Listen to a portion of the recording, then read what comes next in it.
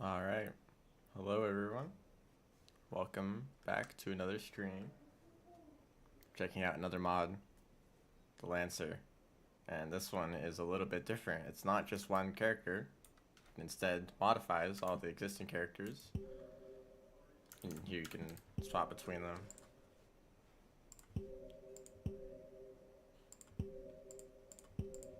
So each character has their own Lancer variation. I don't know how different they are, how much it changes the game. For the most part, it's just like making their... This is the right save slot. It changes their combat. I'm going to be playing the Hunter, just to kind of give me a solid objective to work towards. I'm planning on bringing the Neuron to Pebbles and then to Moon and then ascending. Just like a regular objectives run. Fortunately, this first area kind of breaks, since I guess your movement is a little bit different, so you can't make it through this area, or at least in the cutscene. So yeah, we've got a spear and we can stab it.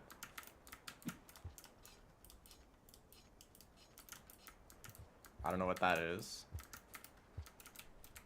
I don't know if I want to carry this pearl.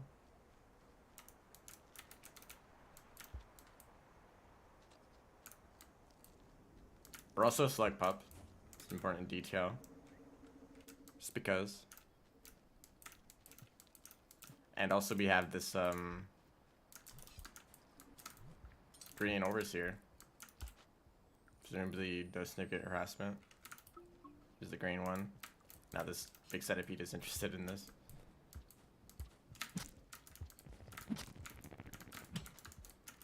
Oh, I actually threw the spear.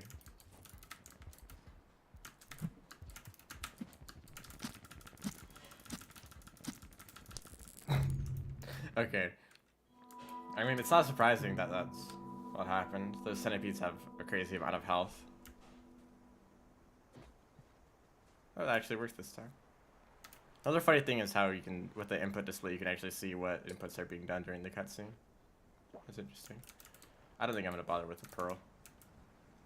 I'll find other pearls in areas where there's actually scavengers a lot closer.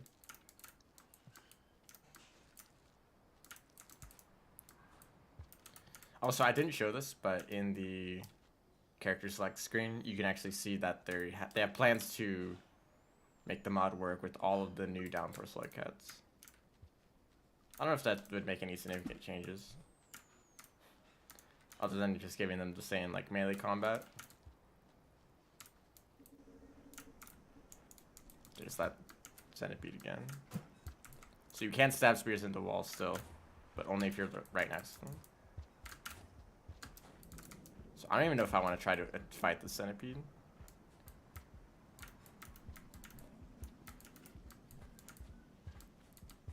There is, however, this lizard, which should be a much more reasonable fight.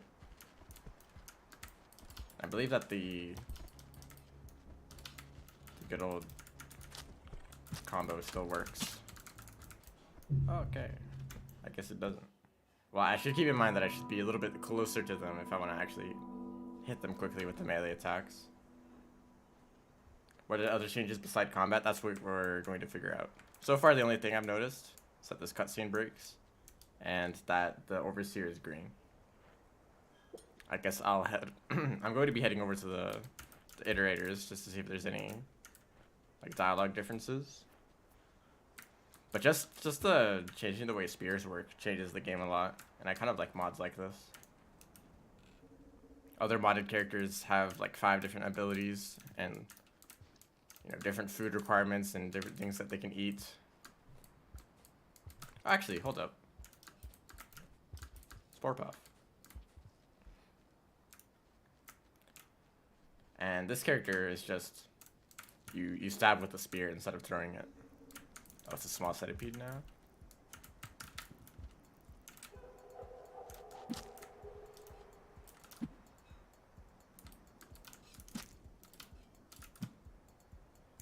It might be harder to actually eat creatures, considering that I usually stab them with a spear and then grab them, but that doesn't work.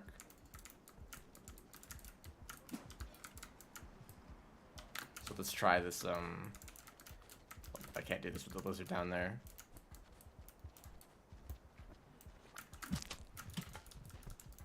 Why does this... So far I feel like this, the attack doesn't actually seem very strong. And now it worked that time. It's not strong enough to stun a pink lizard for long enough for me to do a second attack. And it's also not strong enough for me to be released.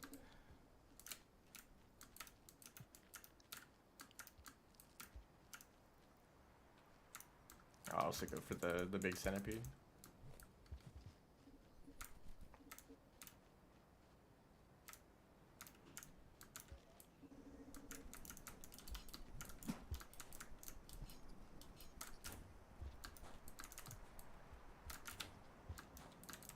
Now they're not here at all for some reason.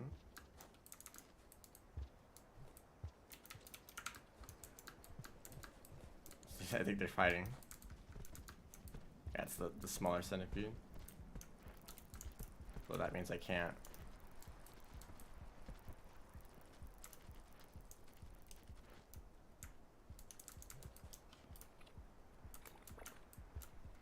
Yeah, you can have that. Why not? You don't even want to grab that?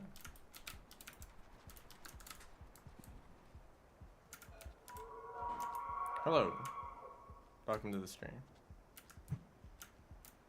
What's this lizard doing?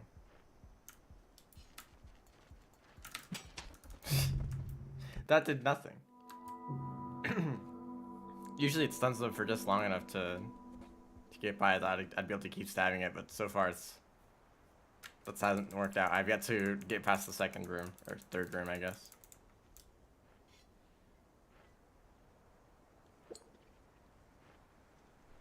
I would think that playing as the melees like that melee combo would be fairly strong. That's usually just the trade-off.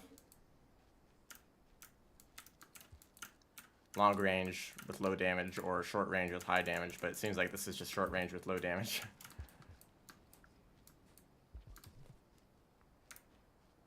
Why do you want to kill that lizard? Because I'm showing off this combat. If I'm playing a mod that has different combat, I would like to try out the combat. If I just avoid every creature I see, then it's not going to be as interesting.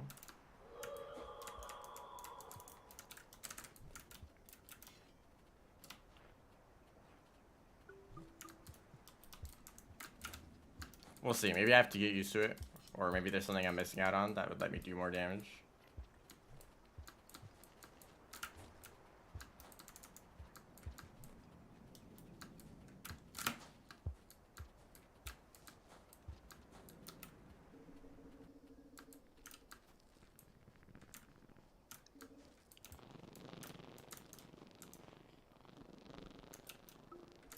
But other than combat, my objective is just to make it to Pebbles for now. Probably take the Sky Islands route.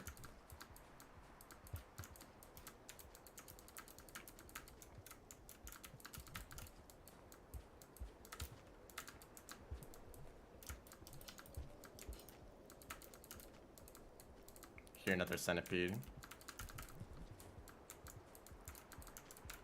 I don't know if it's above or below me. It's right here.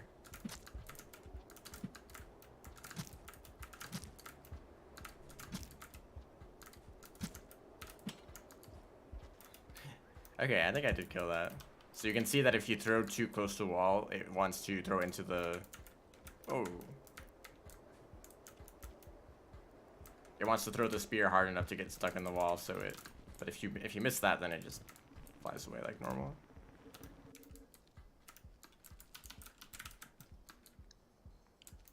Do you get a speed boost? I think you do. I'll have to test if you can do extended slides, but I think it gives you a little push forward.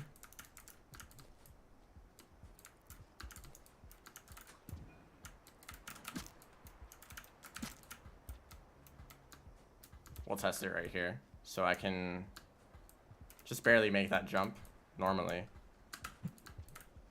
That seemed a lot better actually. If I throw in the middle of it. If I try to do an extended slide. Doesn't seem to work.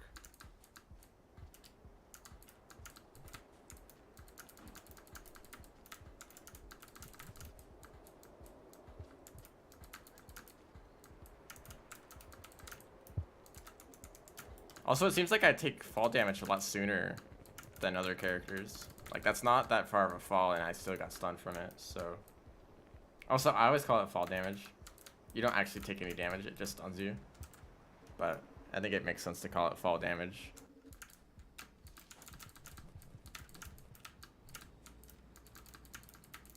Oh, both overseers are here now. 3 of them. This is one of the rooms that you can use wall pounces to go up really quickly.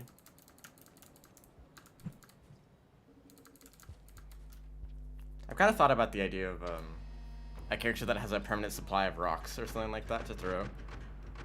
So that you can do throw boosts and extended slides just whenever you want. Even though, like, the thing that you throw doesn't even have to, like, be a projectile. It could just be something like this where you don't actually throw the item, but it gives you a boost forward anyway. I kind of like the idea of that character.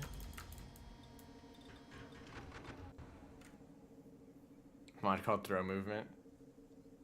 Is that pretty much just exactly what I was describing? Because that was when I played the Spore Cat. Actually, I'm going to shelter. That shouldn't have done all damage. Because the Spore Cat has a bunch of spores on their tail that you can pick up whenever you want. And I mostly just use them for movement instead of against insects because I couldn't find any.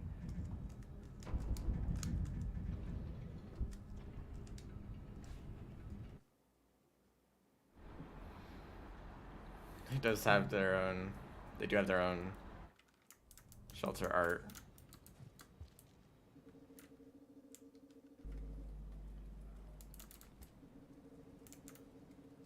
So I'll have to be more careful with fall damage.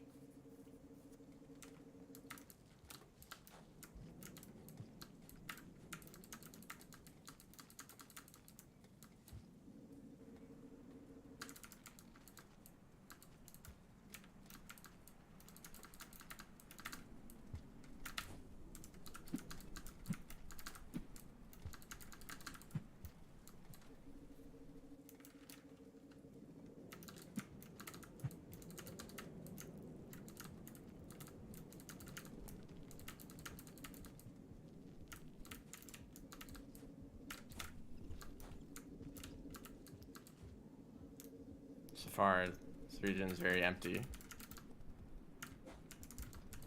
I think the reason the cutscene didn't really work out. Hello? I want to give you the spear.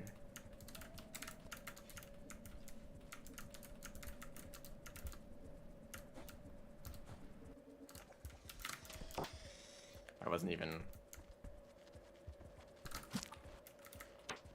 Oh, it really just looks like that did nothing. We're playing Dark Souls now. Why did I throw the spear? Why are you half stuck in the floor?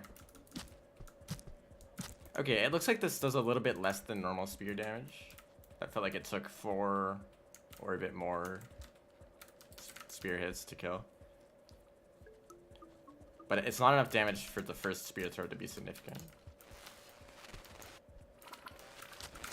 Oh, that wasn't even... Or maybe it's because I'm a slug pup and I'm just physically weaker. This is not good.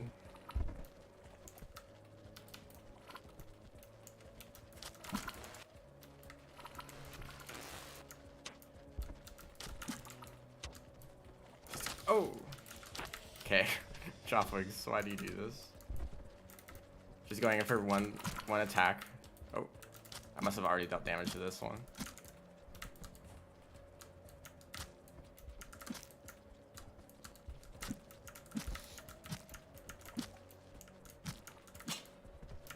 So for whatever reason, if you hit their head, the spear just bounces off. Sometimes when you throw a rock, it does nothing. I still don't know what's up with that. Is there another random chance that I'm actually not aware of? Sometimes when I throw rocks, they just don't do anything. Well, they stun them, obviously, but they don't flip them over.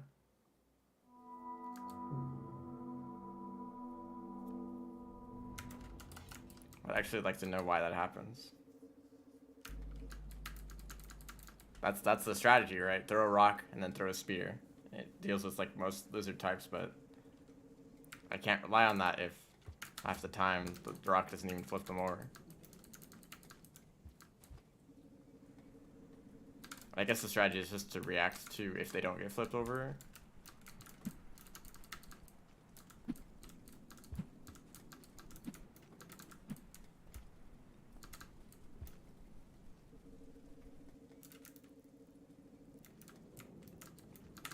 Oh, it could be dependent on the lizard's stats. Like a slightly stronger than average lizard is resistant to being flipped over.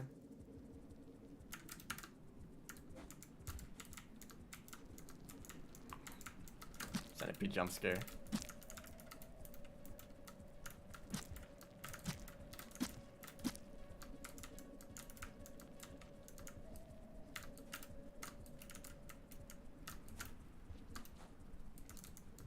Batflies really like to go in and out of that room a whole lot.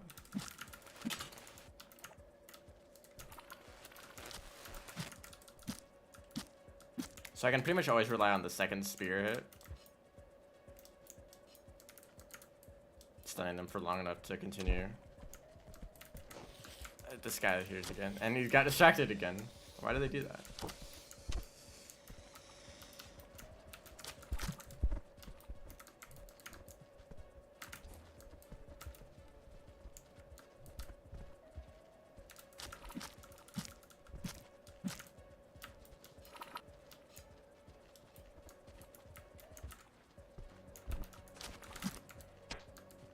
I wonder if you can...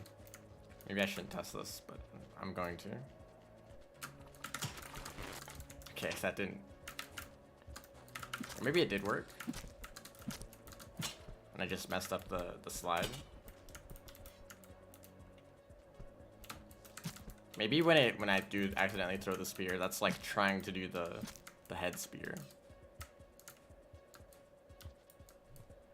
Yeah, when you go to monk in the character select screen, it says it's going to be like a harder difficulty.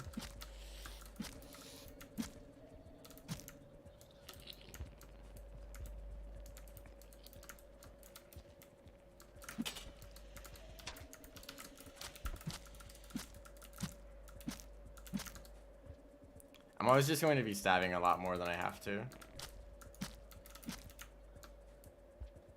Just to be sure, because I'm still not familiar with the amount of damage this deals. Yeah, so this is an interesting modded character. It's not actually just one character.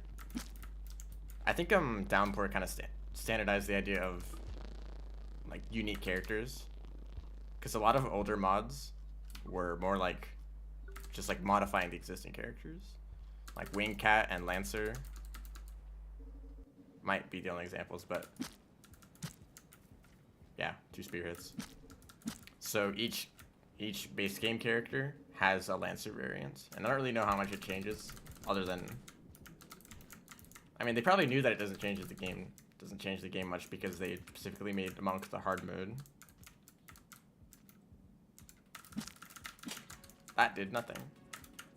It didn't even make them drop from the pole. Maybe this is a stupid idea.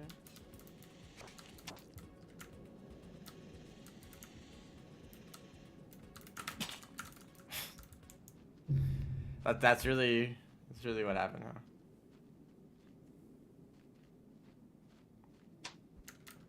But they're injured.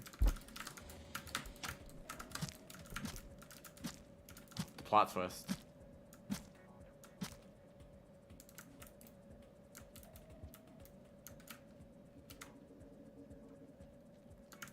It's somewhere in between half spear damage and 1 spear damage. Probably 0.75 is if I were to guess. Or maybe even a little bit higher than that since I'm Hunter.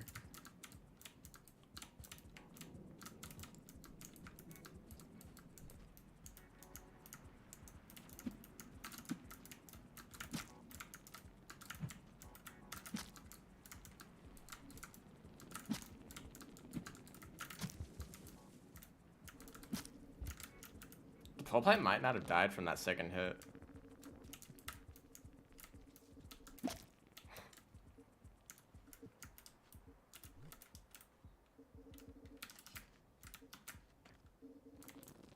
Grab a little bit of this food. I would like to stay here for another cycle to get the echo, as long as I don't die another time. I was kind of carried by the fact that you don't actually lose karma if you die on the very first cycle, but now I do have to worry about that. That was still pretty good. I mean, okay, half those creatures don't give any points at all. They give very low amount of points. But this isn't a points run, so...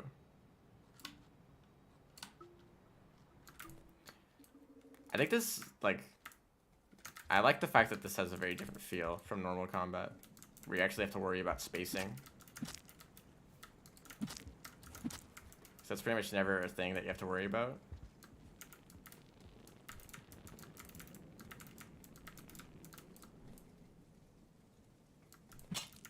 Okay, I can open popcorn plants. I'm kind of used to some modded characters not being able to do this. And Saints.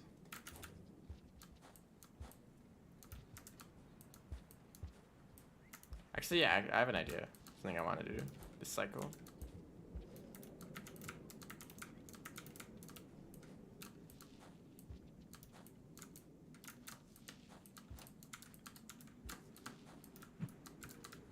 I guess I should be doing this more often.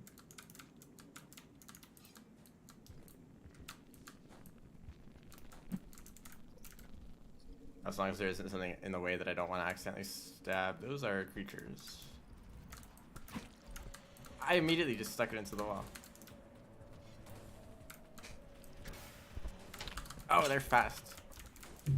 Honestly, I'm most annoyed by the fact that throwing a spear at a creature doesn't release you if you've been grabbed. That's the most annoying part about this. I didn't know that was dependent on the damage you deal. I'm just gonna do this, honestly. Because that's always something, well, it's not even something to rely on because it's random. But you know that even if you get grabbed, there's a chance that you can release yourself, but that never seems to be the case for this character. Oh.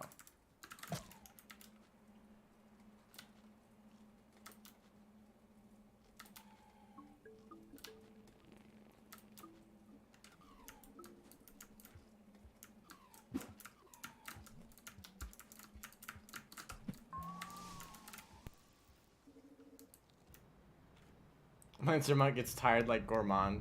Okay, now I'm definitely not going to play that.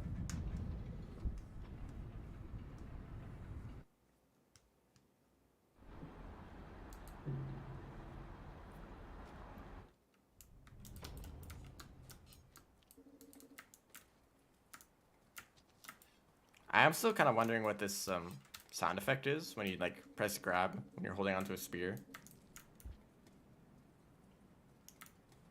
Throw a spear forward.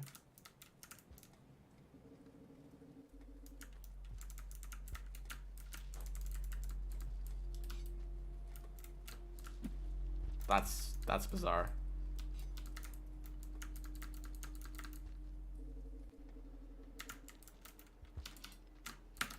I did it by muscle memory, even though you just told me. That's okay. That's cool that you can actually do that, but it's I'm gonna have to get used to it. You know, I was thinking if it's a block, it's a parry. That's what you're saying. Time to never get that in for the whole stream. But yeah, I was thinking if there were a game that existed that had a very similar movement system to Rain World. So I think that'd be cool. That like if there's a game that was a platformer with similar mechanics to Rain World, but like without like creature RNG or just like a lot of things that make Rain World special, but that make it annoying to to speedrun when you try to focus on the platforming.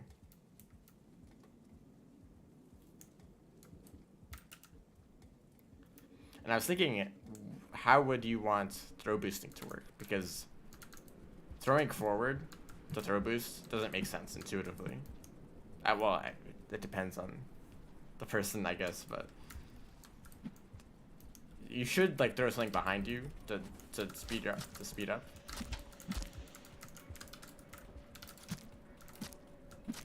That sphere was stuck in them for some reason. And that's how the extended slide works, right? You throw something behind you and it gives you a boost forward. But if you wanted to stay, like, those aren't consistent with each other. It should be you throw a boost forward and you extended slide forward, or you do both backwards. The thing is that doing them backwards makes it significantly harder to execute. If you're like doing a jump and you would have to like turn backwards for a bit. This is wonderful. I didn't want to throw that. If you were doing a jump and you had to hold backwards for a bit to throw, and then you immediately start holding forward again, like it's easy in an extended slide because you're kind of locked in during a slide. Whoa, don't just immediately fall off. Oh, you're wonderful.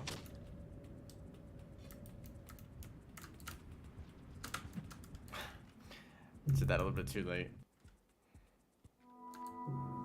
Right, so while you're sliding, holding backwards doesn't make you slow down. So you can throw something during that time to start the extended slide. So I was wondering, like, if a game were to exist, if that hypothetical game existed, should it be exactly the same as Rain World, or should it be consistent?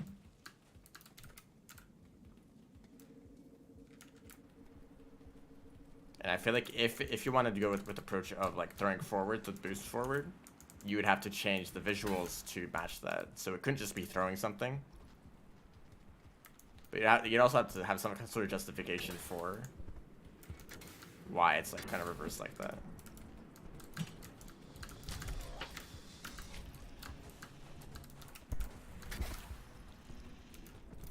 Oh wow, there really has to be 4 lizards in a single room.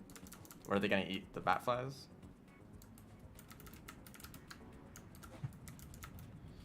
Can I actually do this? Why does that happen?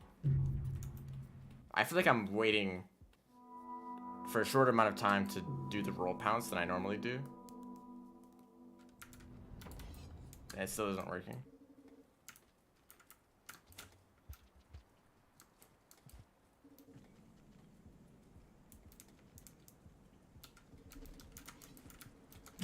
I just gave you that speed area.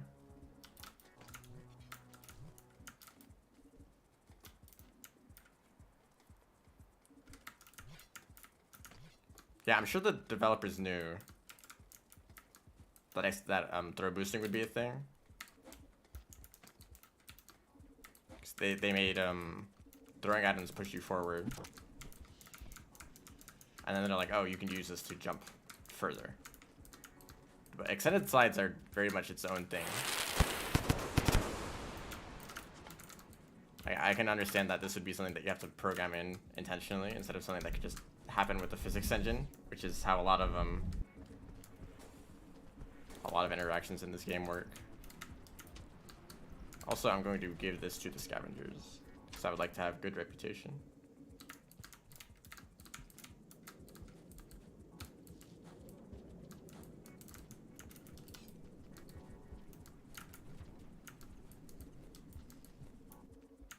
I don't want to have to learn how to parry.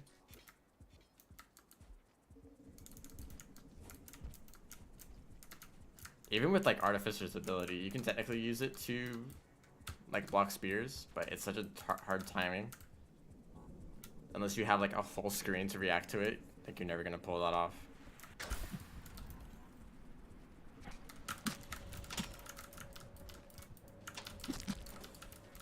Okay, honestly, I shouldn't have won that fight, but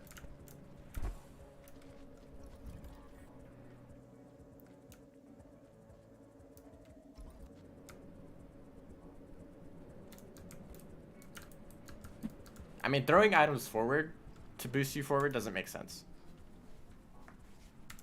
We've just gotten used to it.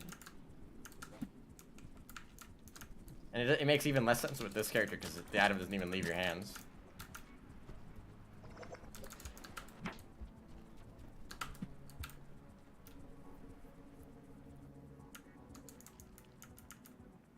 Or like a rock. Destroyed. So the question once again is, can I make this jump?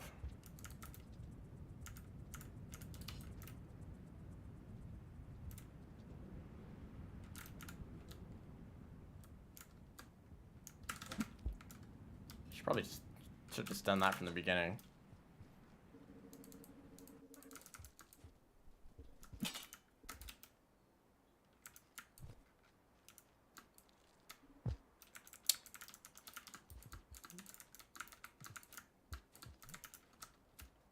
Okay, I'm going to need to find food somewhere.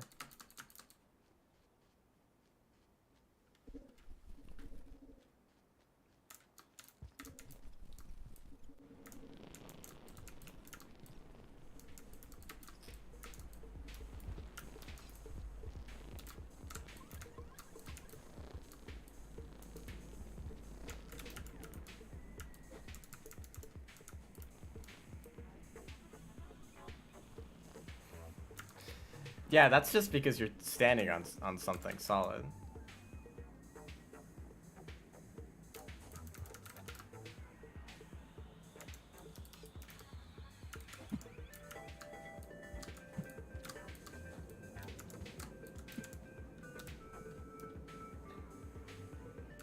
Vulture.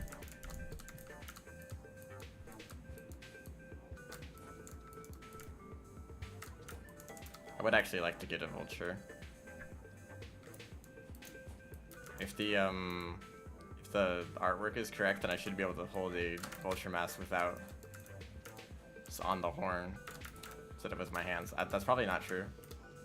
Wait, can I also do this then?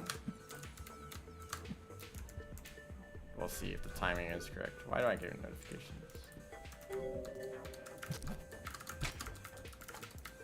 Hello? What's that effect? Why'd I just... Okay. Then they're gonna... Oh, they're back. But you see there's like a visual effect on the screen for just a second. Also, I'm surprised this vulture isn't running away yet. Do I do that little damage? Yeah, come here.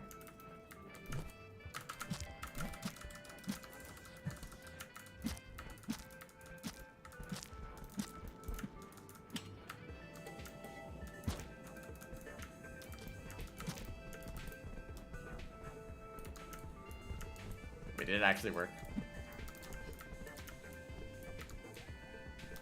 It did. You can hold on to masks. That's good to know.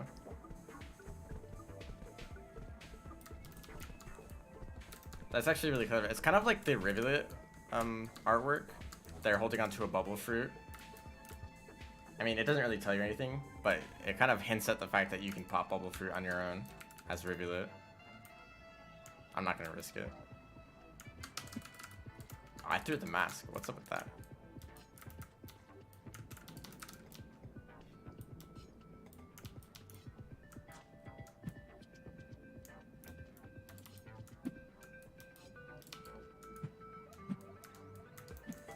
Why did I throw the mask?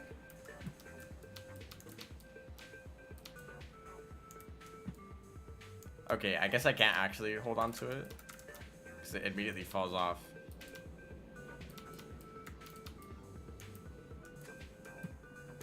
I just throw it off immediately.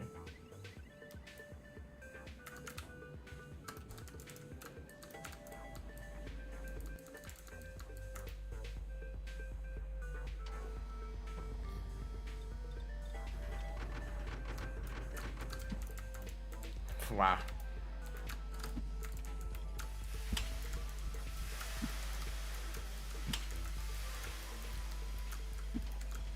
I just did some kind of weird flip.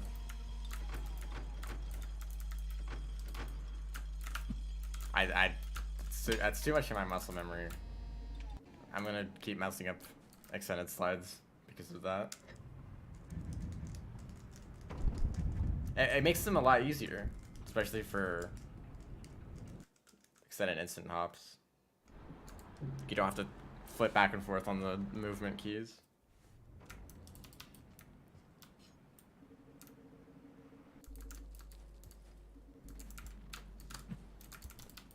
Although I'm still not.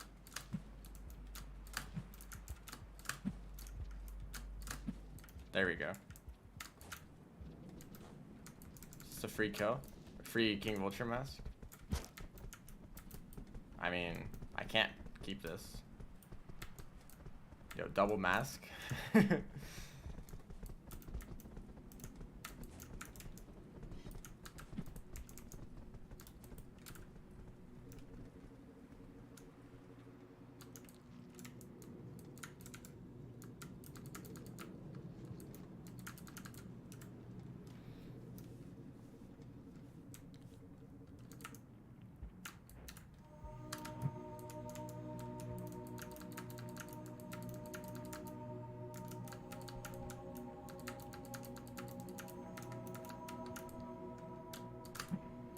I just forget how good Hunter is. Just having like pretty fast movement and being able to hold on to an extra spear. Ow, I forgot.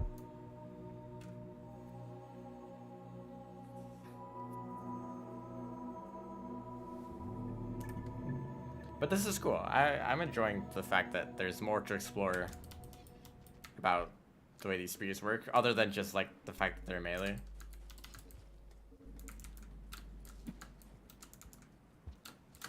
Like, I was literally just talking about, what if a character could just do extended slides and throw boosts whenever they wanted, and here this character is.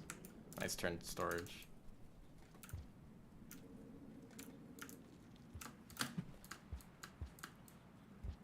I'm not risking this one here.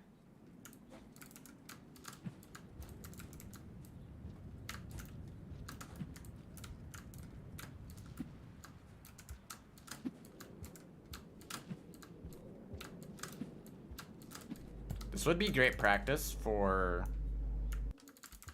this kind of movement if it did work like normal. Because if you if you wanted to practice like extended slides and throw boosts and stuff like that, you're going to have to keep finding rocks, and it's kind of annoying to have to go back and pick up whatever you throw over and over again. The way I practice it is usually just to go into arena mode and just spam a bunch of rocks everywhere so that you'll always have one to pick up. But for this character, you'll always have an opportunity to do it, except for the fact that the extended slide is reversed, so.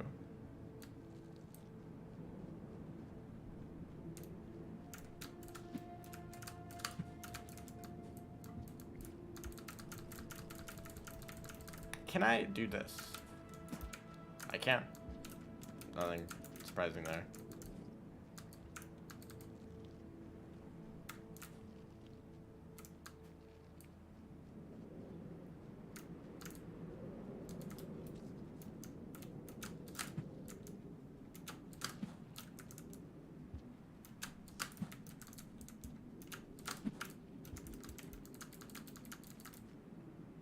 We'll see if we discover anything weird. I did kind of do some really high jumps in that gate, but I feel like that might have been more because of the weird geometry of the gate and the way that it kind of moves around. There's a guy up here. So imagine if that actually worked. It did bait him down. If you throw a spear next to a drop wig, they'll drop down on their own because they know that you're trying to attack them.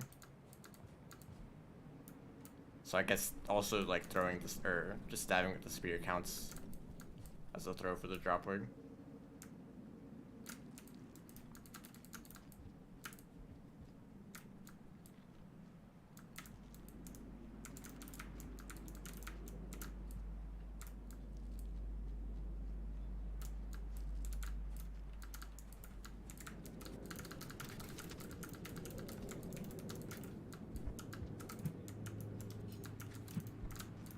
This might be a problem.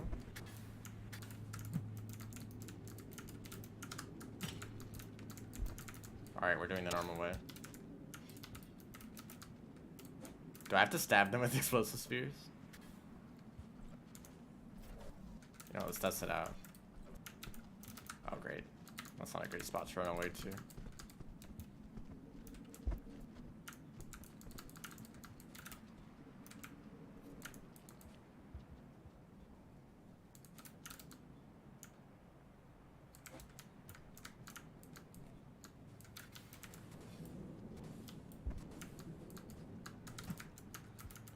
Yeah, I did want to throw the mask away. That was definitely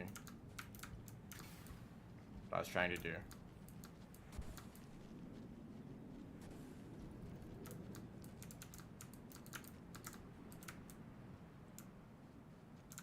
I see an unfortunate lizard.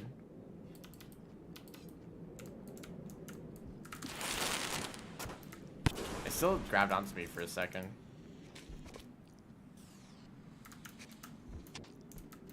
Usually the lizards will just fall down here for some reason. They really suck at going down that. There's another one right there I didn't even see. I would like to grab another spear though. Honestly, this is the true spear master, except for the fact that they don't do any damage. Of course they do good damage, but it's not that much.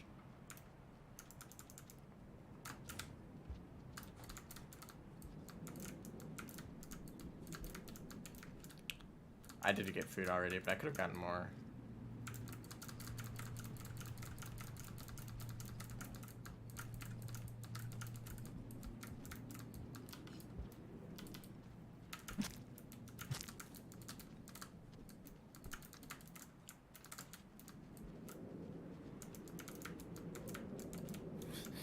Just get away as far as possible.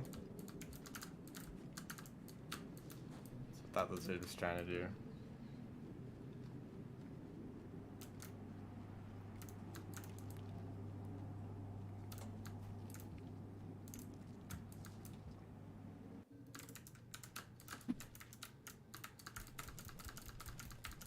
All the overseers are here now. There's that one overseer that was really small. Smaller than... Yeah, this one right here. The one that's above me. It's like smaller than the rest of them. It only has like 2 arms. Nice jump.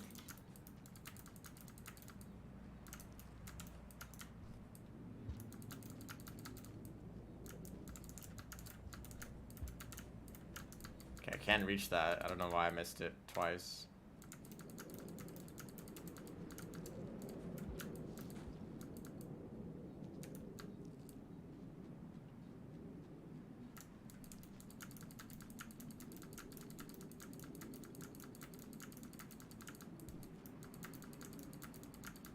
You know, it's nice to play a character that can actually fast bull climb.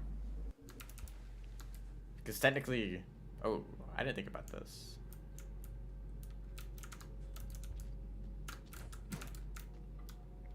I can just do it like that and drop the mask at the same time, just because why not?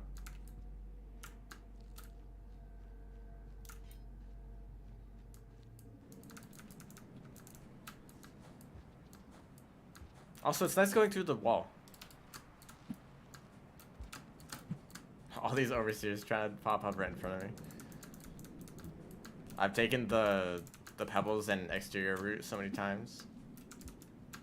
I'm reminded why I actually prefer the wall a lot more. I mean, I do have a mask. Yeah, now we're gonna see if Pebbles has anything new to say.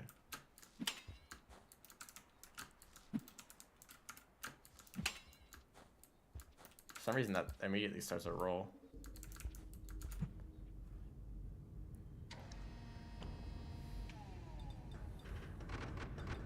So I didn't expect the melee Slugcat to be mostly movement oriented. Whoa.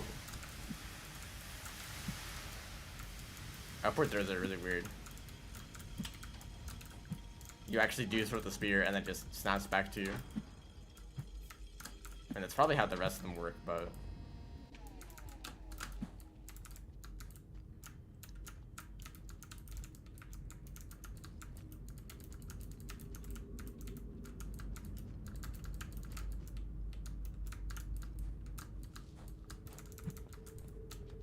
I mean, I'm kind of surprised it works at all.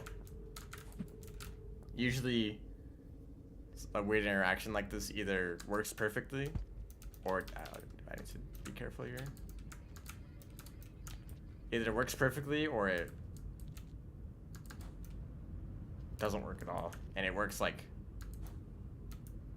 mostly. Like, you do throw the spear, and it comes back to you, but it has a longer delay. Also, that 0G movement is really good with this character, considering how much you can throw boost. Oh, I'm drifting a little bit. That sucks. I'm going back, actually. I want to line this up.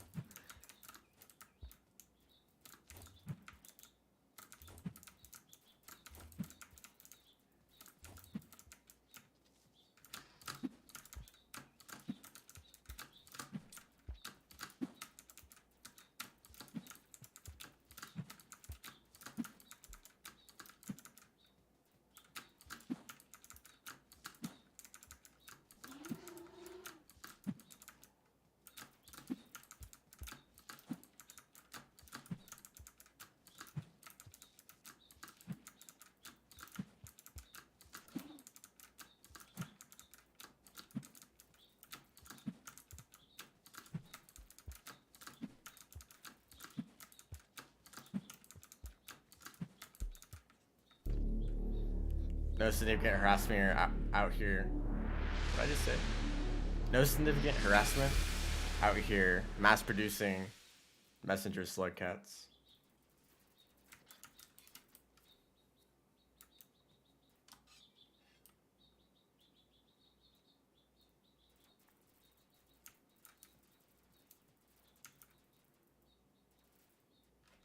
They really like that line.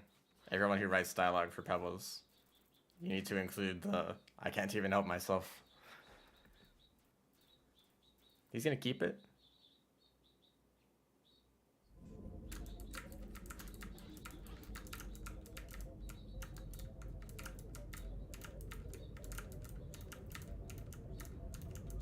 Okay.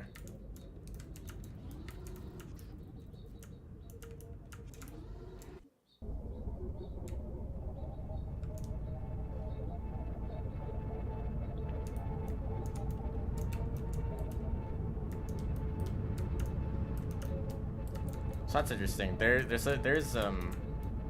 I believe on the Steam Workshop page, the Lancer characters are kind of meant to take place in between the other campaigns. So this is the Hunter campaign, but it's like right after the real Hunter. Can I grab a single one of these? Also, the mask is going all over the place. Actually, I didn't try to grab it from him. I wasn't really paying attention, but I was just holding it all of a sudden.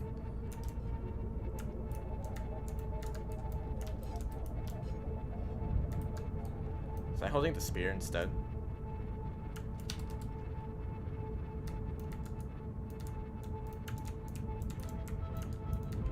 Why am I going down?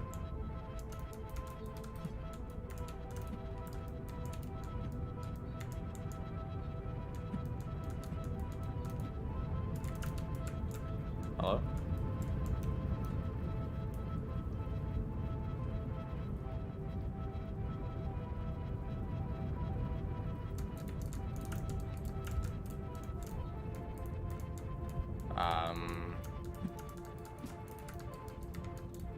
game. Is this supposed to happen? I don't think so. I'm like stuck in this location for some reason.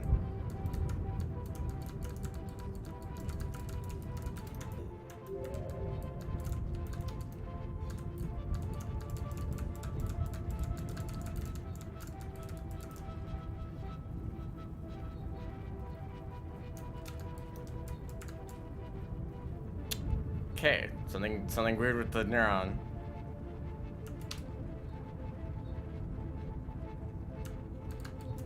I was just getting pulled down to that one spot.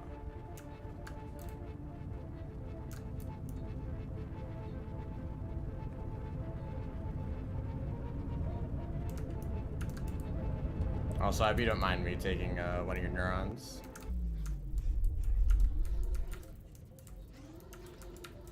I'm trying to.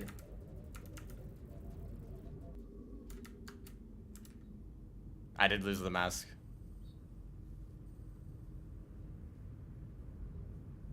I'm fine with that though. I can get another. Fighting vultures actually, for whatever reason, isn't that bad. Because the last time I tried to fight one, it did not want to run away. And that's usually the hard part, the fact that the vulture is just going to run away very quickly. And you can't actually get the kill unless you're in a spot that's very good for it.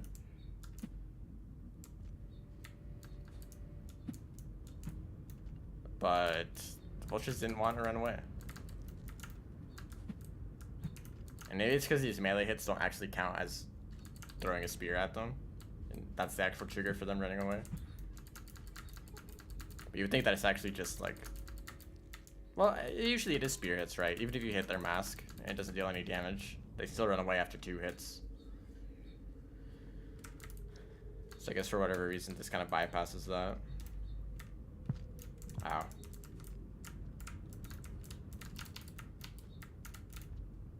So Pebbles wants me to not bother with this whole green neuron thing because I'm a child and that I should just go and try to ascend.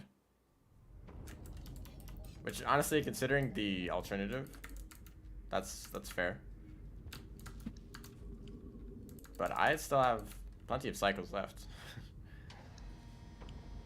Pebbles doesn't know what he's talking about. So I'm still gonna go to moon, of course.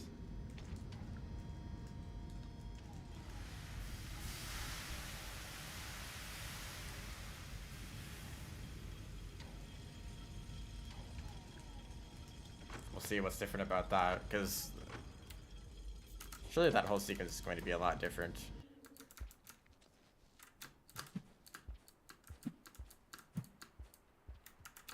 It just starts a roll.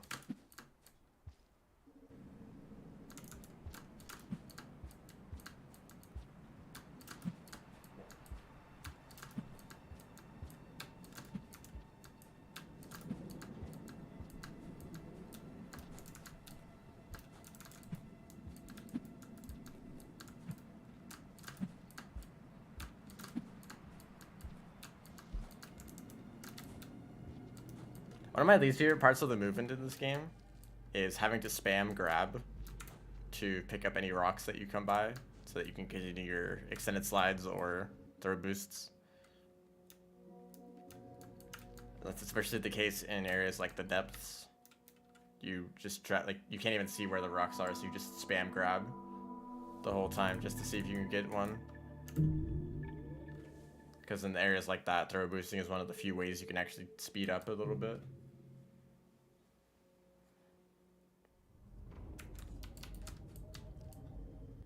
But I don't have to worry about that as this character.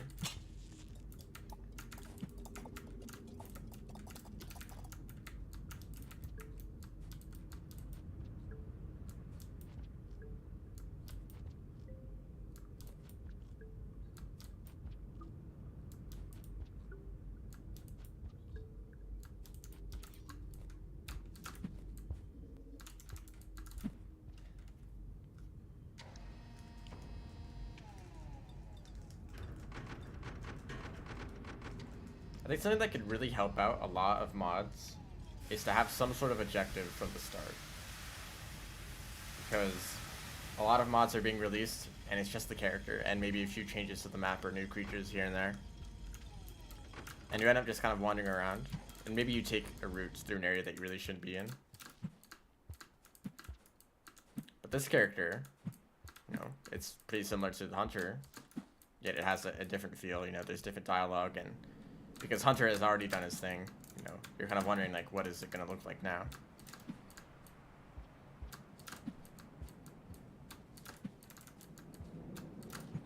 And even though, like, I don't know if this is the final version of the story. Yeah, maybe this mod is going to add more. I'm sure that's going to add a lot more with the new Downpour characters. Each of the Lancer variations of those Slugcats are going to have their own little changes to the story.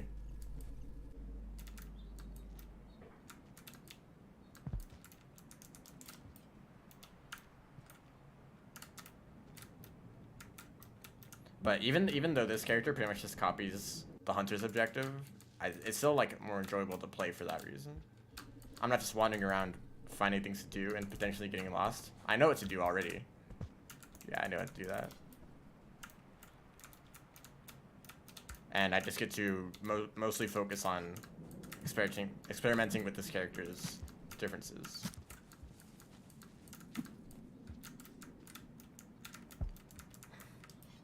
I still can't get used to that.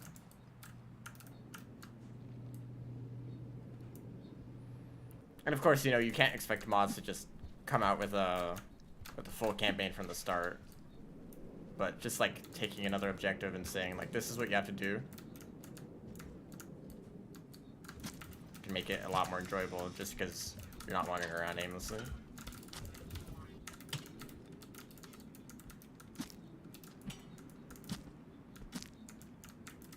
Yeah, that's probably unnecessarily risky, but I just wanted to see, you know.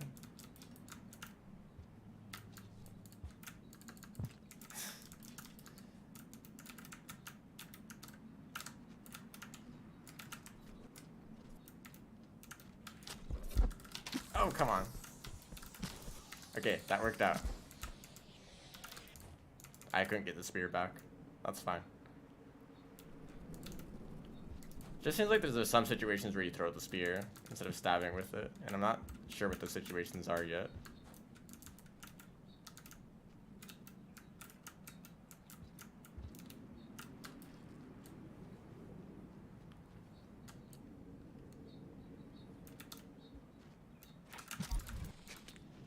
The spinning method.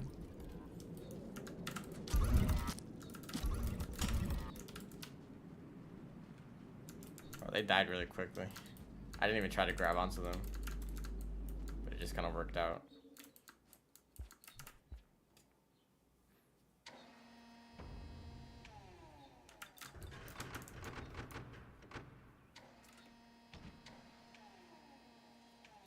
You know, I haven't tried this yet, or maybe I have accidentally, but maybe you can use the horn as a weapon by like sliding into something. I haven't tried that yet. I have a feeling that it's not going to do anything. You know, just like to see. Let's just try it out for science.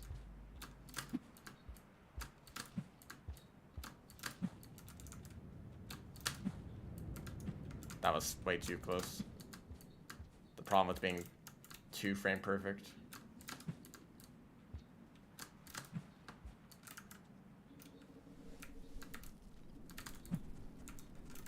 I don't even know if I want to go for another Ultra Mask.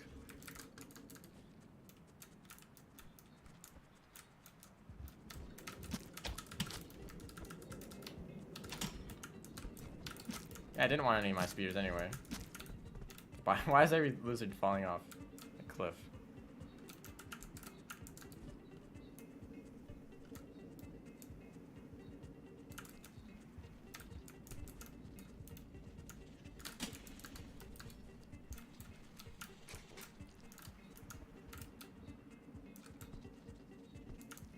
That's a sizable drop wig.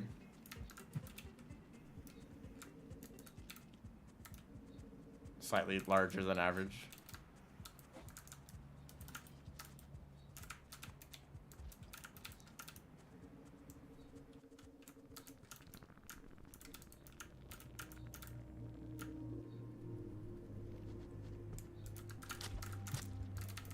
That actually still worked. I think I hit them in the head. Why are there so many?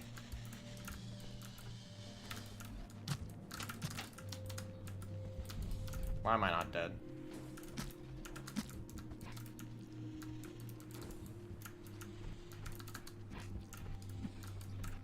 Oh, I had an opportunity there.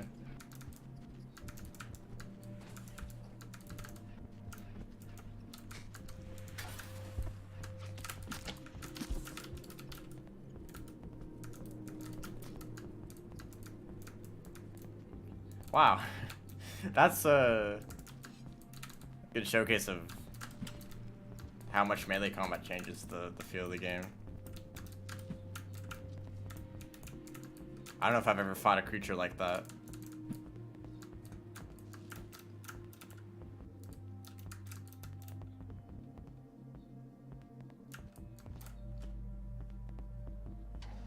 Chase explosives on vultures? Definitely. If I found any. I don't really have access to... I mean, there's technically a scavenger hideout pretty close to that area, so if I wanted to.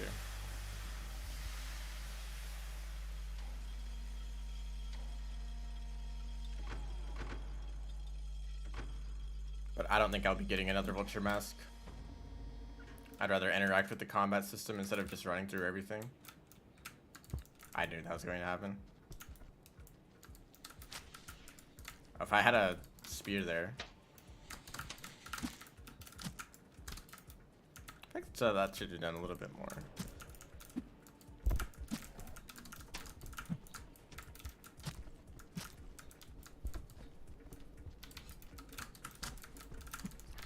Yeah, go to the other side of the lizard after flipping it over.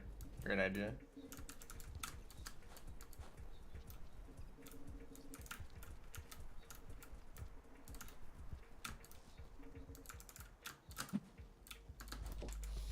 Surprised that didn't cause fall damage.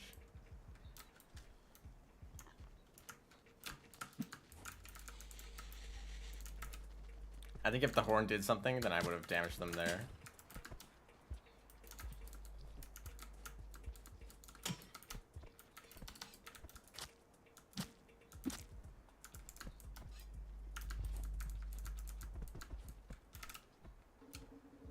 You know, once you're aware of the fact that you don't stun them very long on your first spear throw, then I think this character gets a lot better, because you kind of have the expectation that you just need to throw one spear at a creature to stun it.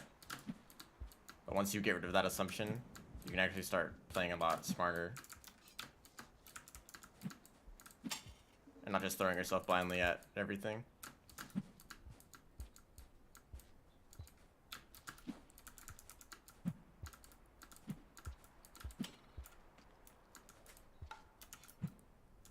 There's like a little dot down there. You see at the bottom of the screen? What's up with that?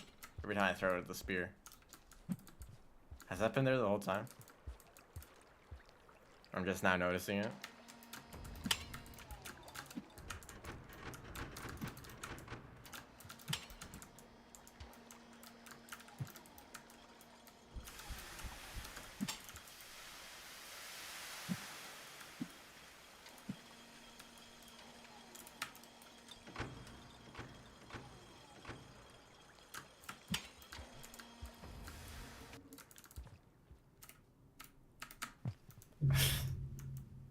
All of that.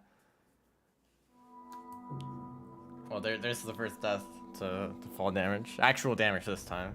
Time to go all the way back through multiple regions. That's fun.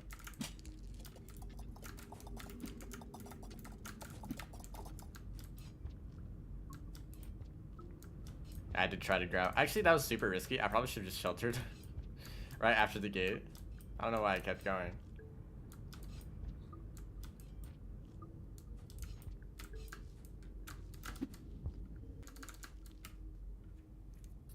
I tried to grab onto that pole, but I drifted too far to the side.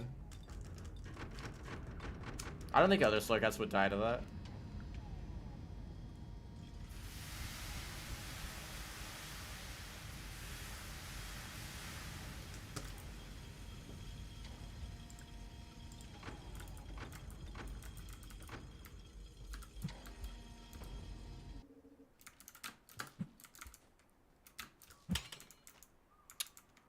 Okay, that stunned me for some reason.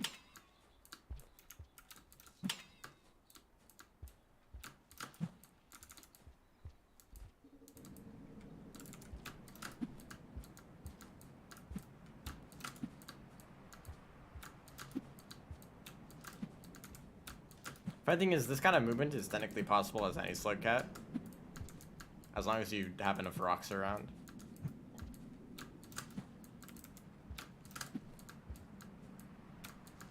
It's just like so much less risky to go for it with these kind of inputs, because there's always a risk.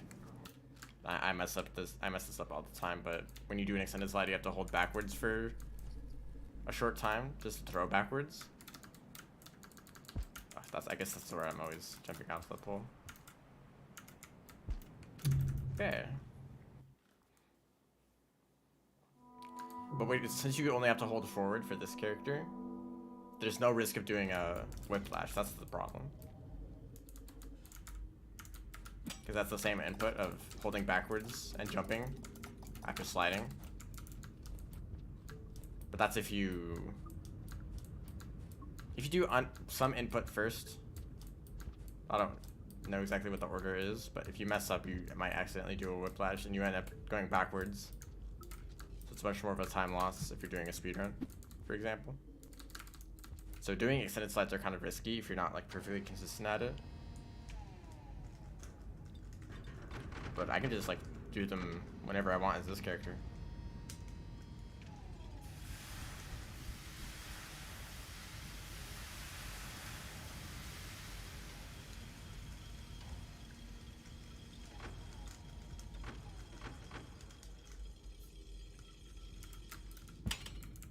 That happened again. If you do the slide into a slope like that, for some reason it just...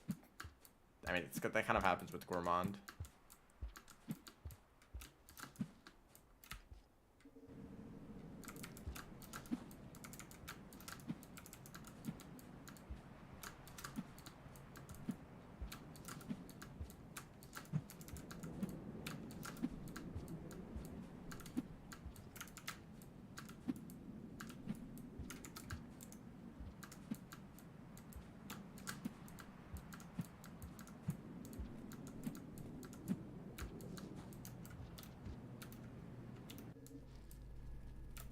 So let's... I mean, I've been saying this the whole time that I should be more careful with falling. Maybe I'll actually listen to it this time. Even that short of a fall is dangerous.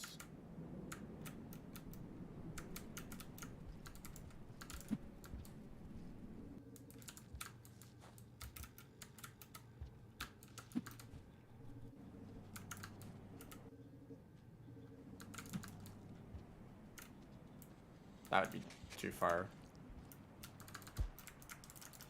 And if I try to do a roll pounce first, that's a king vulture.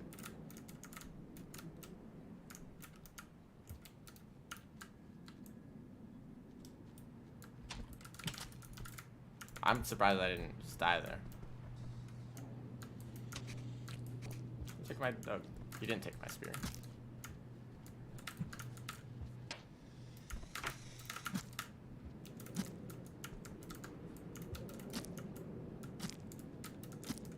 Because there's less of a stun time, I feel like there's less visual feedback on when you actually are hitting them with a spear. I mean, it's obvious, of course, but you can always tell the impact that it has on a creature, considering when they get like stunned. But that's less of the case here, just because it does less damage. So I guess it does kind of communicate that well. Of course, okay. Also, that was a very interesting sound that lizard made. I did this so well in my very first attempts at making it all the way to shaded, if I just only stayed in that shelter.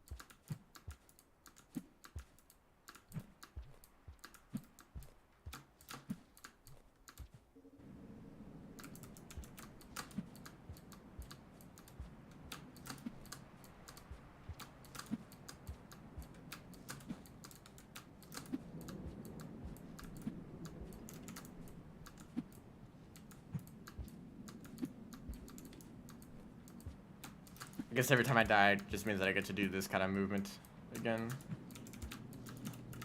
That was totally unnecessary.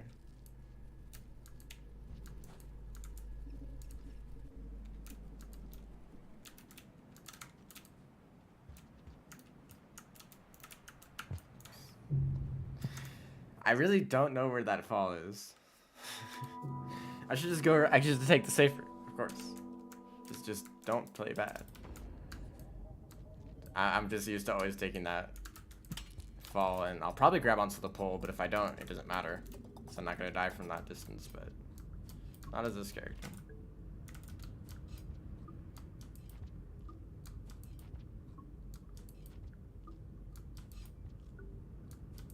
This fall damage has been only a slight annoyance for this whole run, and suddenly I have to go down, and it's a big problem.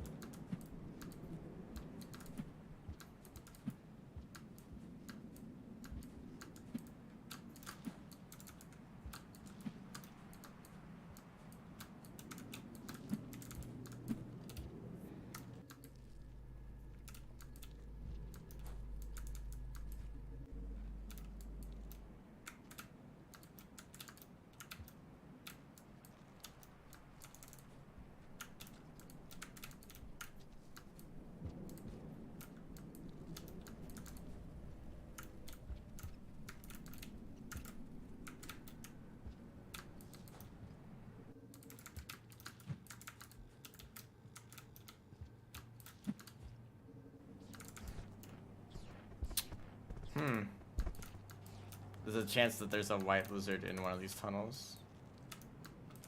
It ran away from the vulture there, but... Okay, and then I just take the same risk again later. That means that all the white lizards are down here.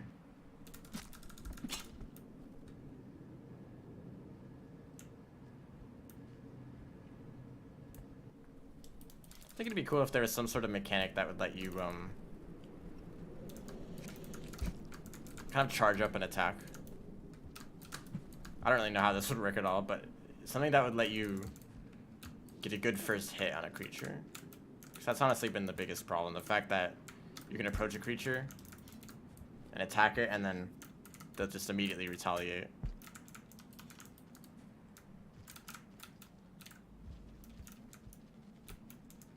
I don't like that sound.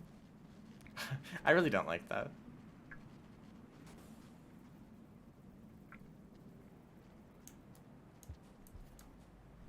They heard that. But yeah, some way that you could like charge up a strong attack so that when you approach a creature, you can actually stun it. Although that might make this too easy.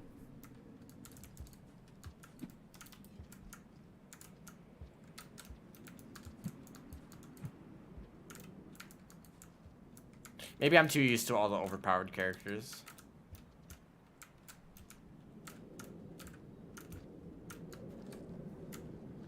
I can't just have a character that's actually balanced properly.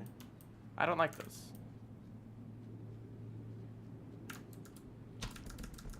Okay, there's just nothing I can do at that point. Except clip into the wall, I guess. I hate when that happens. In tunnels like that, you just suddenly have way less options to deal with situations like that. I guess I should have just seen the white lizard on the other side of the tunnel. That's not usually what I'm looking for.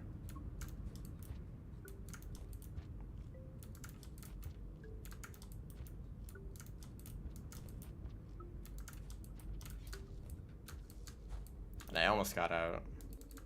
But you have to turn around and there's a delay on that.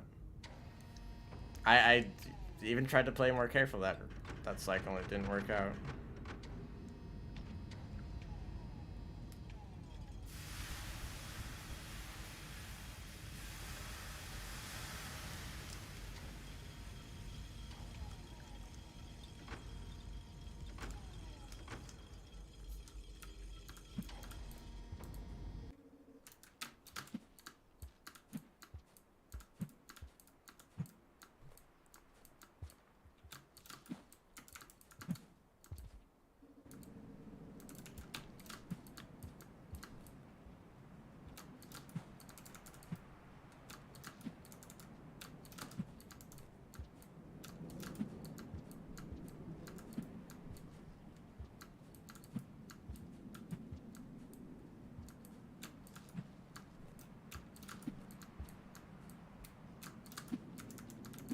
I can never do a jump on that platform for some reason.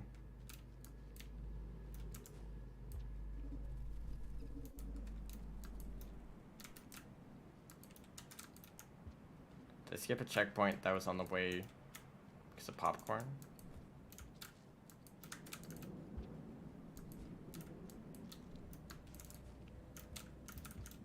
I don't know. I don't know what you mean by that. On the first attempt down this path, I tried to get as far as possible without taking a shelter, because that's just how I like to play the game.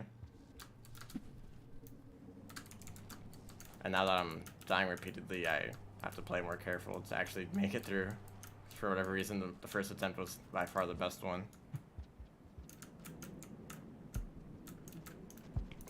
Okay, I was just stunned that whole time.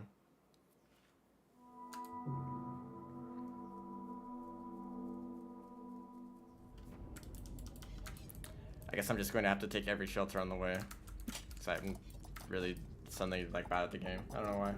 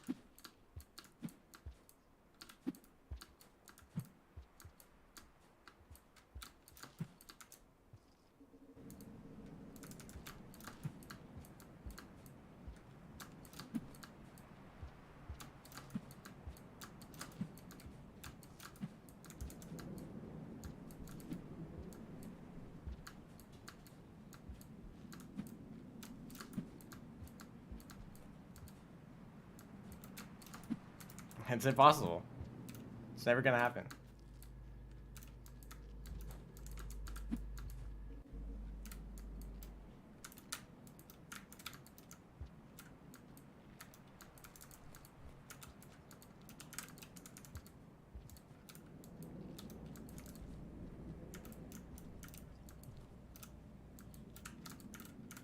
There's a world in which Rainworld is just like this all the time. Well, the developers were like, you know, fall damage should be pretty rough. And then this is just how the game would be. And you'd have to get used to it. It's kind of surprising that fall damage is as lenient as it is in the game. Of course, as other characters, because you can fall through multiple screens and be fine. And all you have to do is like grab onto a pole or like cling onto a wall, and it suddenly stops all of your speed, but you don't take any damage from it.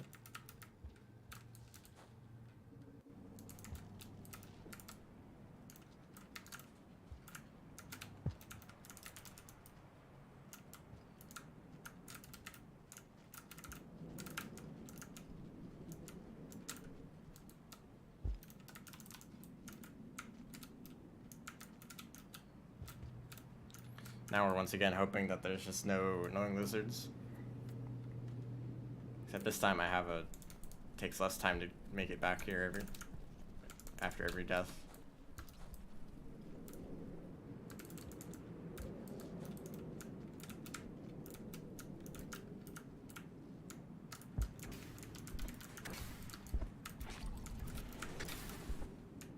I think maybe it's a little extreme.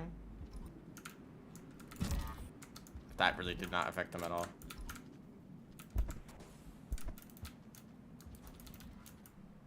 The moment I accidentally fast fall, I'm instantly dead.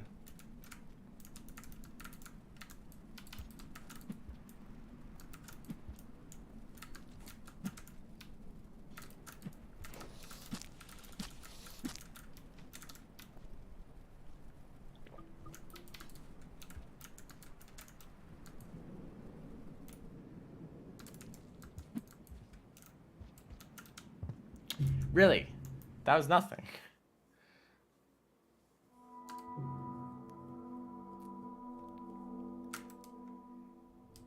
I've spent a decent amount of time just on the wall practicing my movement down it. Because I realized that there's so much that you can optimize if you just realize that fall damage isn't that much of a problem. And I spent a decent amount of time learning like where you can fall down, where you can grab onto poles, all of that. And it's now working against me and making this whole thing more difficult because I'm so used to one specific strategy that has worked every single other time I've gone through the wall, but not this time.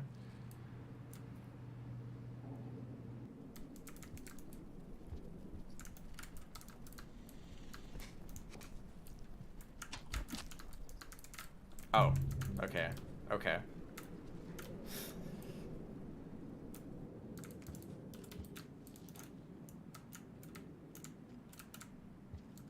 I'm surprised I didn't get stunned there. The moment I go out of the wall, this is no longer going to be a problem.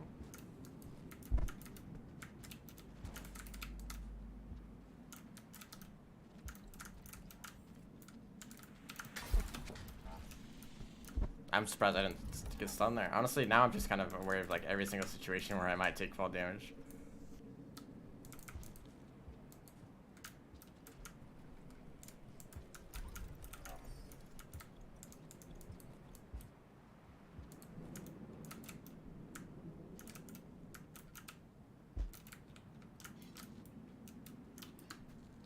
No white lizard in here.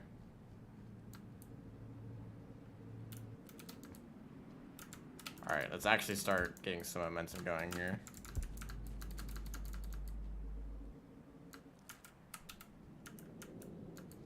Of course, I only ate the drop hook last cycle. Or one of the few cycles, I don't even remember at this point.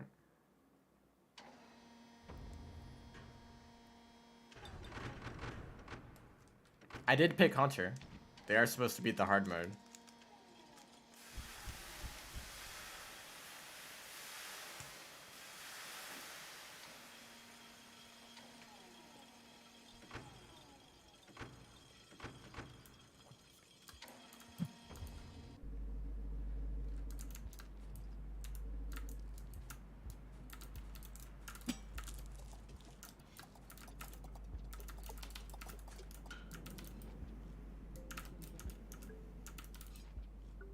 There's a vulture in this room.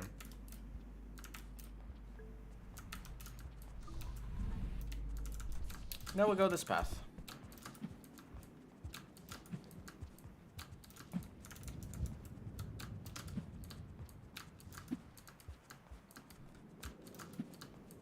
This is basically just the same as Rivulet. This is just what default Rivulet movement is like. Except okay, I only would have attempted that jump with a throw boost.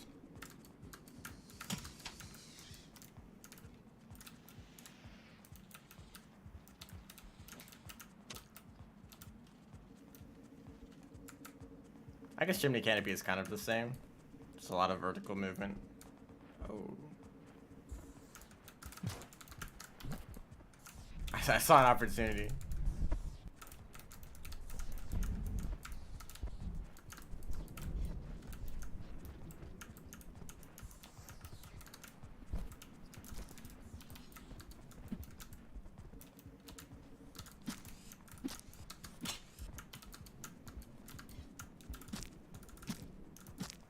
They still got through.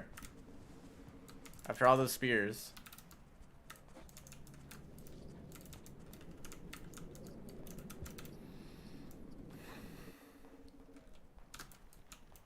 Okay. That's a drop wig for sure.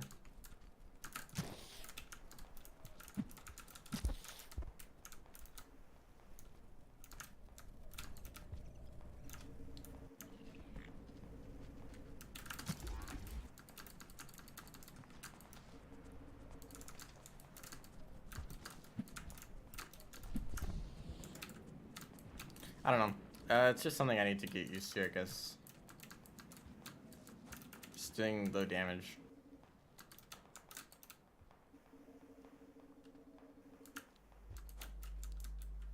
Kind of had the assumption that, you know, melee character equals strong character, but it's risky because you have to get close to creatures.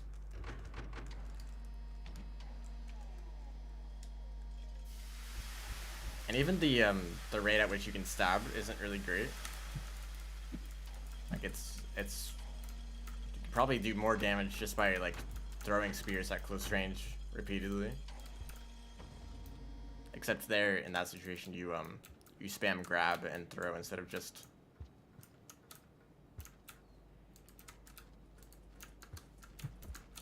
throw.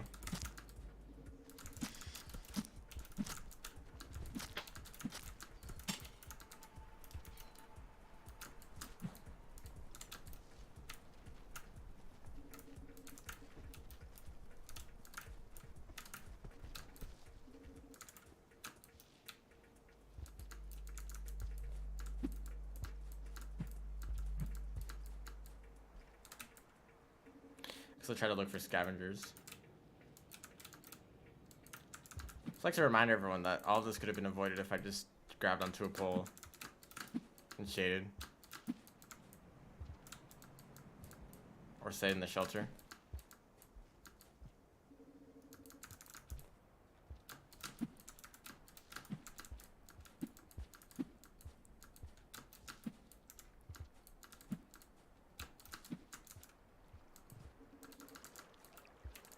Yeah. even from max karma.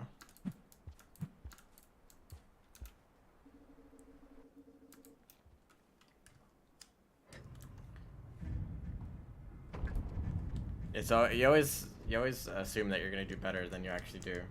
Like, oh, I can do all objectives in like a normal, in a reasonable amount of time. I'm not going to die 20 times. No, of course not. Why would that happen?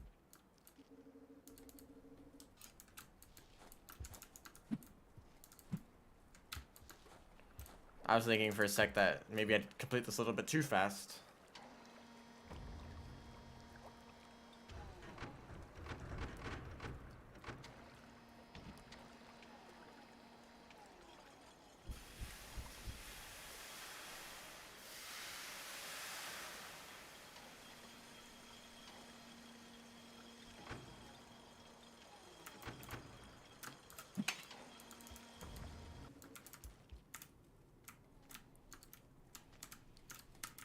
You're supposed to do that, or even just like grab onto the pole, the horizontal one at the bottom.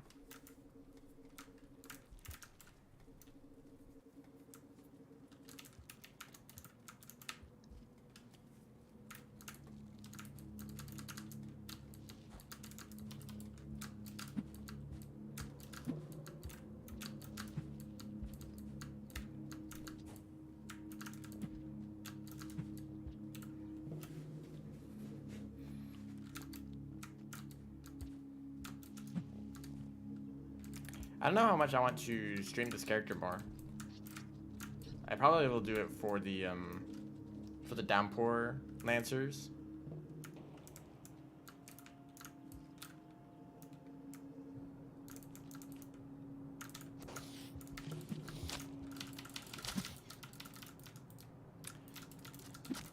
That keeps happening. I'm injured or they're injured and they just drop me. Getting lucky,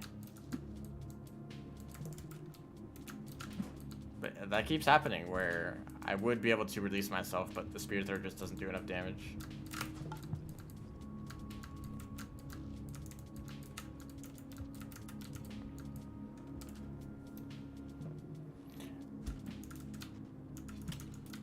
For both spheres.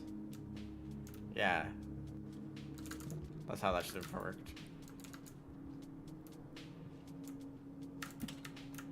Why can't I?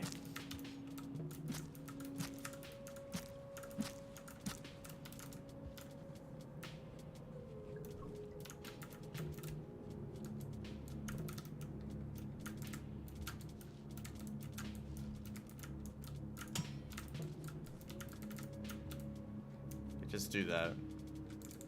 Also, you see there's a drawbug in this room, not a red spider. Although, there's still a chance of drawbug, of course. Oh, it's nice to do that.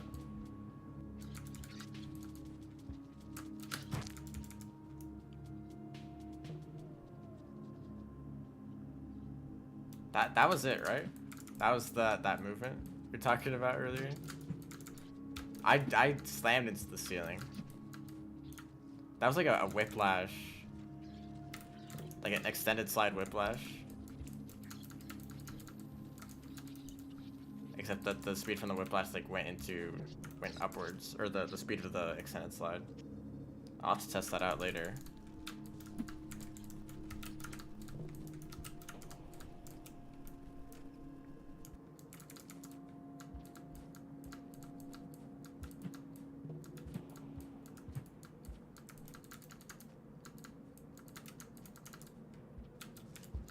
All of these spiders are already dead. That's interesting.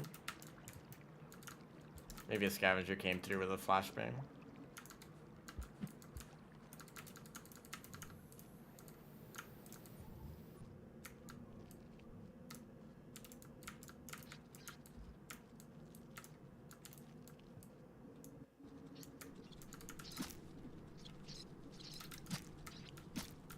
Oh yeah, spiders are gonna die really easily. They don't have much health at all.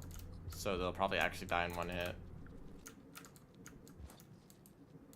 Kind of like how they do in expedition mode as Saint. You can throw spears in expedition mode. But they're just a lot weaker, but they're still enough to kill spiders pretty easily, so same is true for this character. No, that's not possible. I basically just rivet it, right? I can do extended instant hops very easily, so that's basically just the same as slide pounces, right?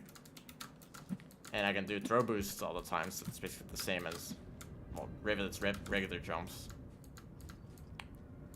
Problem, of course, is that I don't have the same backflips.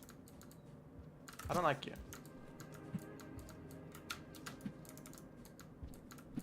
Or underwater movement.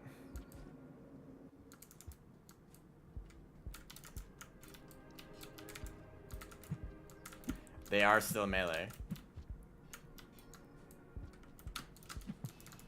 I could do extended slide with that if I want to be extra risky for no reason.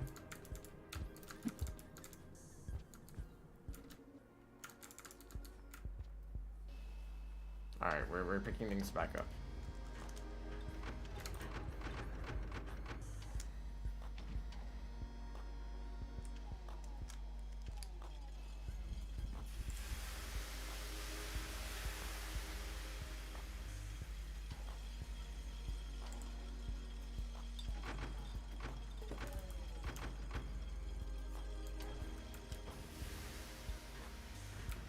I still have plenty of cycles left. I guess that's why I'm doing this. I'm kind of used to how Hunter has limited cycles, so you want to make the most out of every cycle. Because you have such long cycles. Actually, I think I still have the remix setting on that keeps cycles at the maximum length. That's probably why this is happening.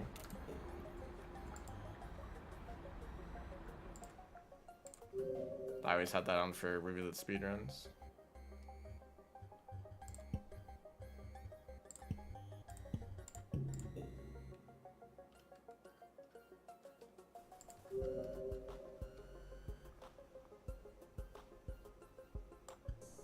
Yeah, with really long cycles like that, you're totally able to just run across like half the map in a single cycle.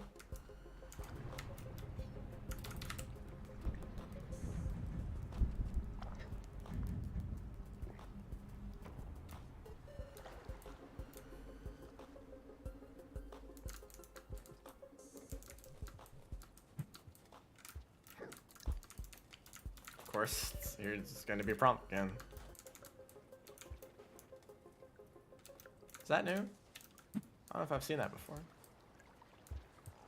That like close-up of moon. Oh, I didn't actually take fall damage. Wow. I'm always going to be surprised when I don't get stunned from falling.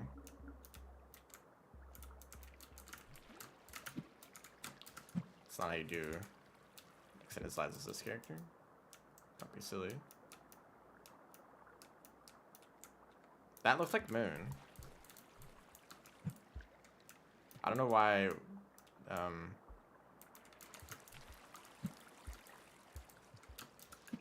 It would show me no significant harassment. Like I'm getting close to moon now, so it would make sense, right?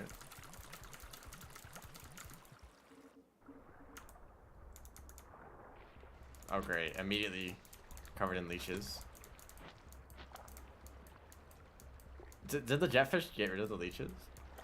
Or is that just randomly?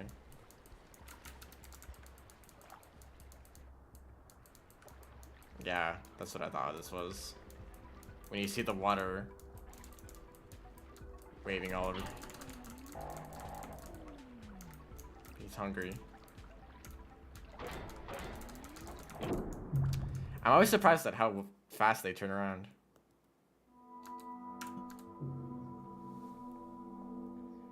Alright, I'll probably grab a jetfish. I don't need to carry this explosive spear, but I guess I might as well. Maybe I'll use it in subterranean.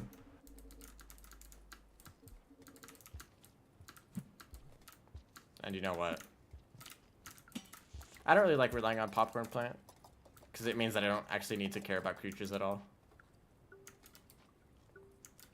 Like considering that I'm not doing a score run, you know, if I just get all my food from popcorn plants, that I don't actually need to worry about killing creatures at all. And I would like to do that for the sake of showing this character off more.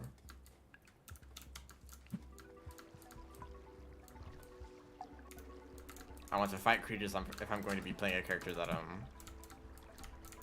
that's main difference is their combat. I really messed up everything there. But if I'm already at full food from a popcorn plant that I don't actually have a reason to.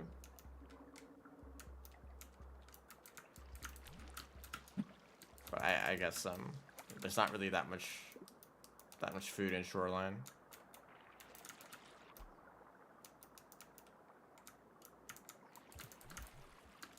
Unless I wanted to try to get the jetfish. Also, you could probably swim faster by throw boosting a lot. I haven't tried doing that.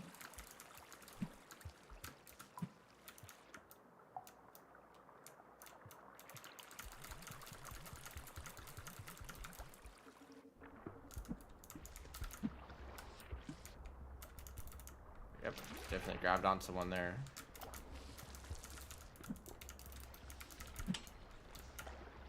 What happened to that jetfish? Did I stab it? Of course, I can't throw a spear away to throw it away. That's how this character works. Of course, the other jetfish has to get in the way.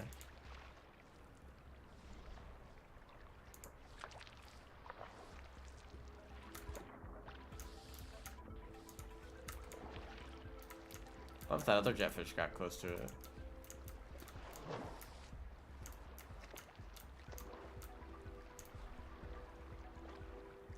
It didn't even try to get me that time. Kind of risky, but...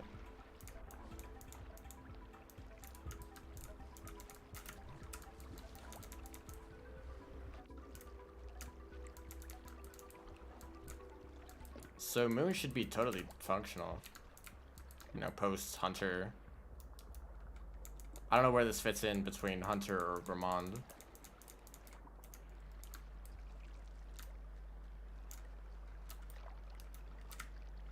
But I don't know if that was considered for this character. I also don't know if any of the story stuff was made before or after Downpour. This might have just been how the mod was, and I'm only now getting around to seeing it.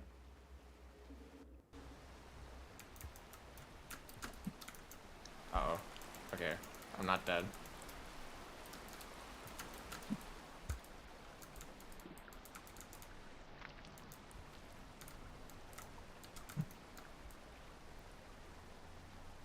Scavengers.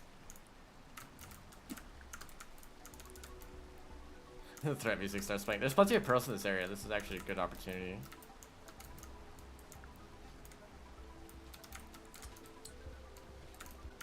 To get some reputation up. There does tend to be scavengers in Subterranean. So good reputation does matter here. I just find this area fascinating. This area that you rarely ever go through. Unless you want to grab these like handful of pearls. Which I guess now there's like a decent reason to come up here, considering that there's actually scavengers.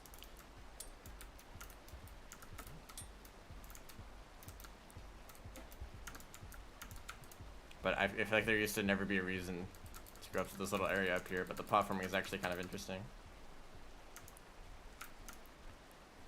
I see a campaign that plays after Saint. I'm honestly, I wouldn't. I mean, I've seen so many campaigns, modded campaigns that are around Saint that I feel like that's just another one, right? Like, what's really different after Saint? The Iterators won't be there. That's fine. They don't really have much dialogue in the first place. And, I guess it'd have to be so far in the future that, like the whole ecosystem would change. I'm going to leave the explosive spears here.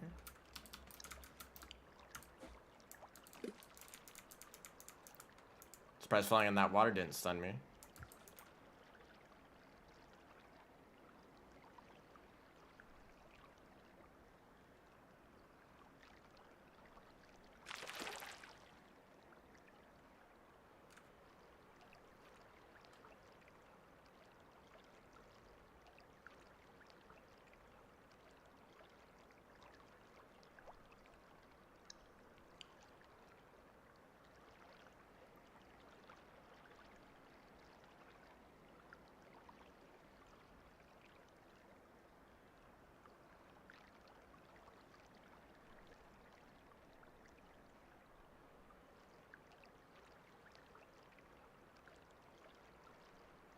That's kind of interesting. I know this is modded. Of course, it's not canon. But it's hinting at the idea that Moon is in fact still an iterator and still working towards the great problem, which I think is kind of funny. I kind of had the idea that Moon is like completely disconnected from the rest of the structure. It's just basically these 5 neurons. That's a Moon. And maybe like whatever the puppet is. But I don't think this is capable of making any progress towards the great problem. Maybe post-Rivulet. You know, I guess I'm not sure what else they would do. That's kind of their whole purpose. There's probably a bunch of systems that kind of automatically work towards that, even if the puppet thinks otherwise, if you can even consider that a separate entity.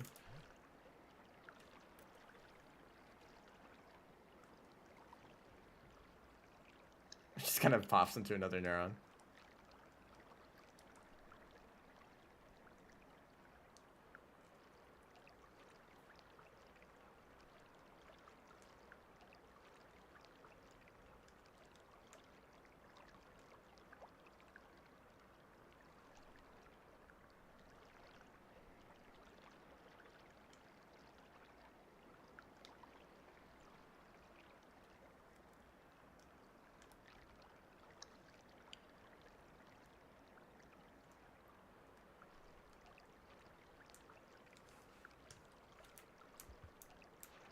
So it is kind of pointless. That's probably what Pebbles was hinting at. Like, you don't really need to do this. And considering that I'm only a slug pup, they thought that it just wouldn't be worth making this whole journey here at the risk of running out of cycles. I guess it does count as another neuron.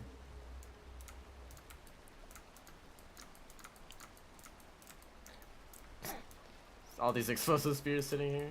Okay.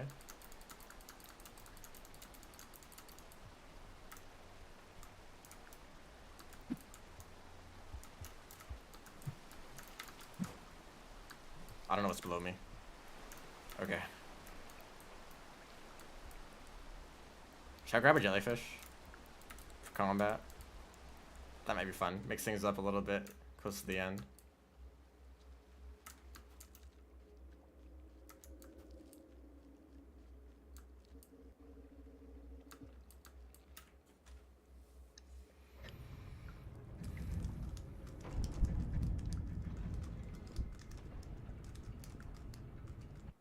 Honestly, for a while, I don't see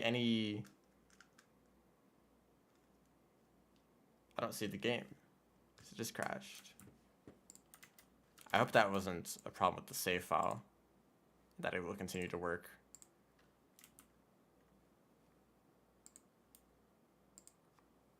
When I open this back up.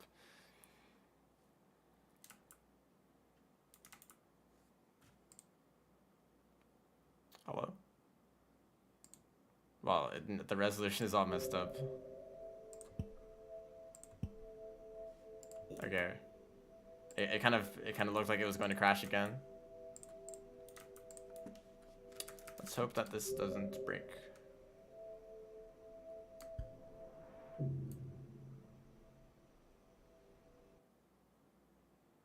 Okay, we're good. Okay, so yeah, I'm thinking that like there's like interesting places in the timeline to look at. Like what's before Spearmaster? What's after Saint? What would the world look like before Pebbles was even constructed? Stuff like that. I think it's kind of impossible to realize what that would actually look like. This shortly after people are starting to mod the game.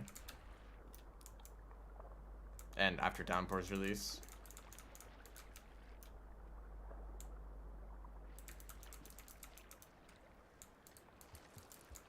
I mean, obviously you're not going to like, there's not like, you're not going to do everything. You're not going to expect a mod to make every tiny little change to fit the timeline perfectly. Oh, there's a rainbow here. That's why it looks different. Just don't. There's 2 Leviathans. That's a surprise.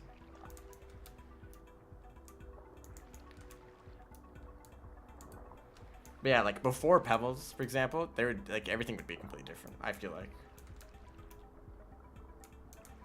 because of course, there would still be like ancients there constructing the thing, and if it was even before that, then if they could be so far back in the past that it would be completely like unrecognizable. Because part of Rainworld's whole aesthetic is being these kind of like ruins of a ancient civilization. And that would just be saying, what would that look like if it wasn't that?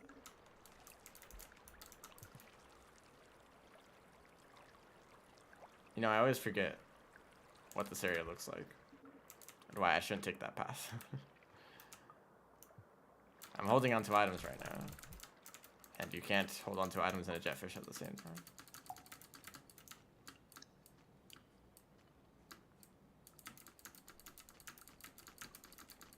Post Saint would probably be a lot easier. Although I feel like it just wouldn't be that interesting.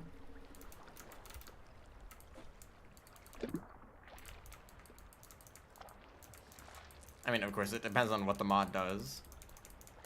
I'm sure that you can make any character that makes it feel interesting, even if it's the same campaign.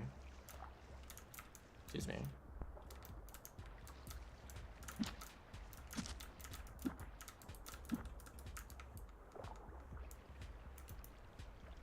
I almost drowned from that. Like, what else is there to add to the game after Saint? Why? I don't usually have this many problems with Leviathans.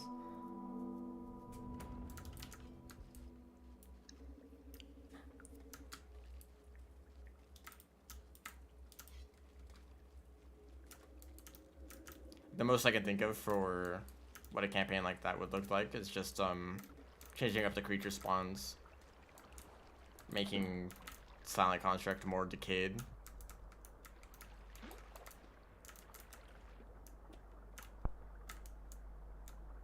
If I was Saint, I would be dead. What is the Saint Lancer gonna look like? That kind of takes away their whole gimmick, right? You wouldn't have the melee attack. It would just be the same as Saint, right? They're gonna have to do something interesting with that.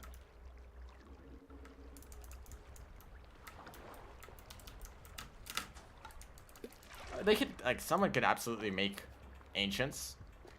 The problem is I feel like you'd have to make them smarter than Scavengers to make them feel believable.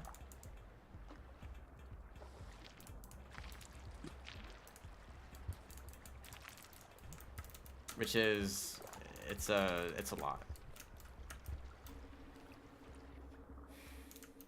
Like, think of the fact that with the Mark of Communication, you would technically be able to talk to any Ancient you want, right? Because I'm sure that the Iterators, they're just speaking the Ancient's language. There's nothing unique about the Iterators that requires a Mark of Communication, and it's also like you require the Mark of Communication to talk with the Ancients, and we're pretty sure those are just regular Ancients. You'd have to do a lot to make that feel right. Otherwise, they're basically just slightly different Scavengers.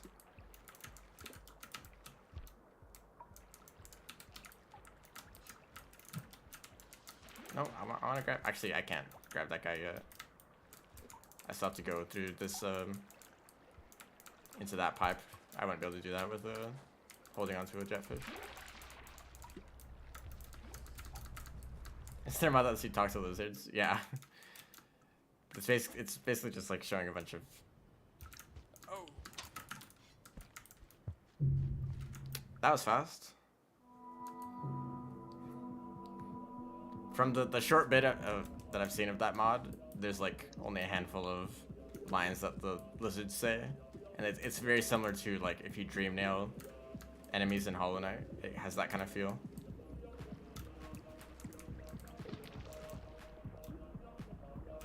What? Okay. What is this problem?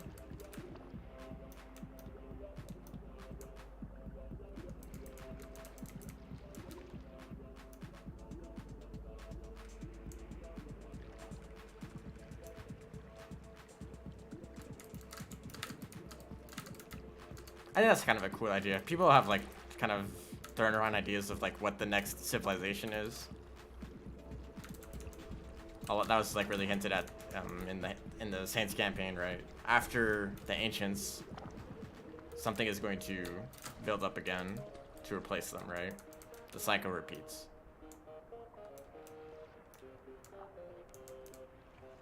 Something just got eaten by Leviathan.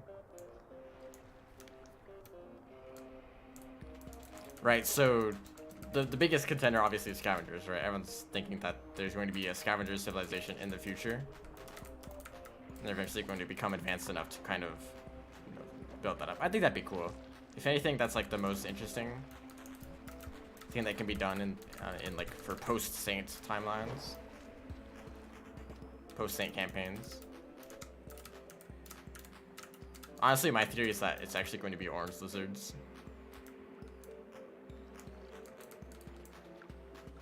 Eventually, they're just gonna outnumber the Scavengers. And there's nothing that the Scavengers will be able to do. There'll just be orange lizards everywhere. Maybe even flying centipedes. Orange lizards don't have thumbs.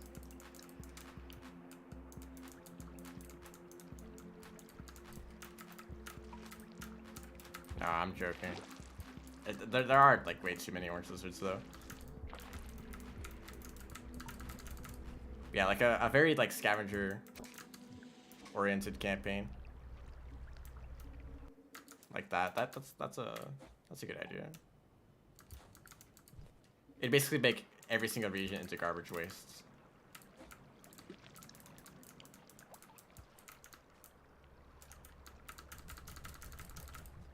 Another opportunity for a anti-artificer character. We keep bringing that idea up.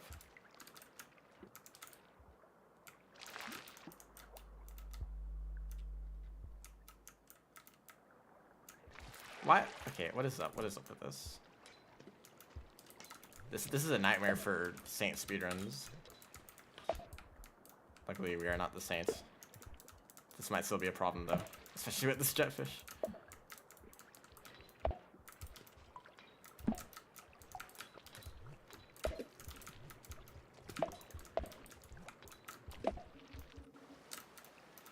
Look how every single snail in this whole area decided to clump up in that one tiny little area.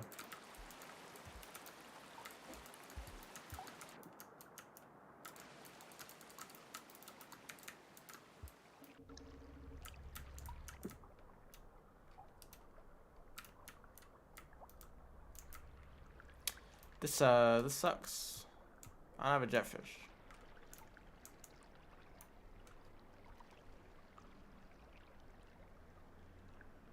Scavenger Doomslayer against the Orange Lizards. I mean, if you want, that's how you can play the Saints campaign. At the end.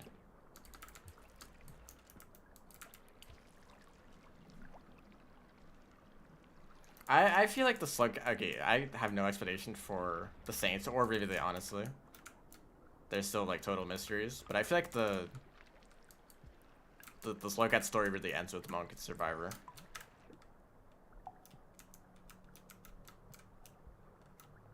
Like they were probably most successful around the time of like the whole around Gourmand in the timeline. That's where the big like Slugcat family was, and I feel like that's the most the Slugcats were ever able to do. And probably around the time of Rivulet is where the environment got too harsh for big families like that to exist, and maybe Rivulet's kind of the example of like only a handful of Slugcats that managed to adapt. And I still kind of hold my theory that that Saint is some sort of creation.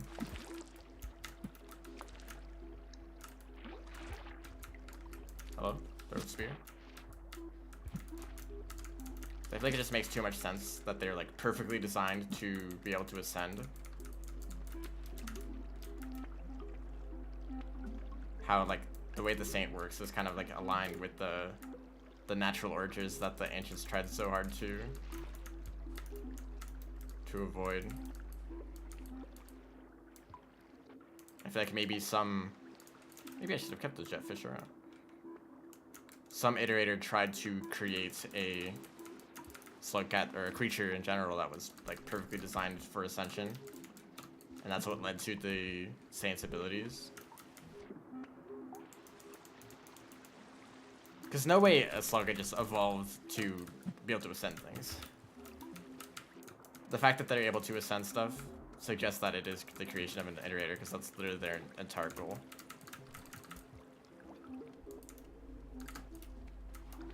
Wow. This game is really fun.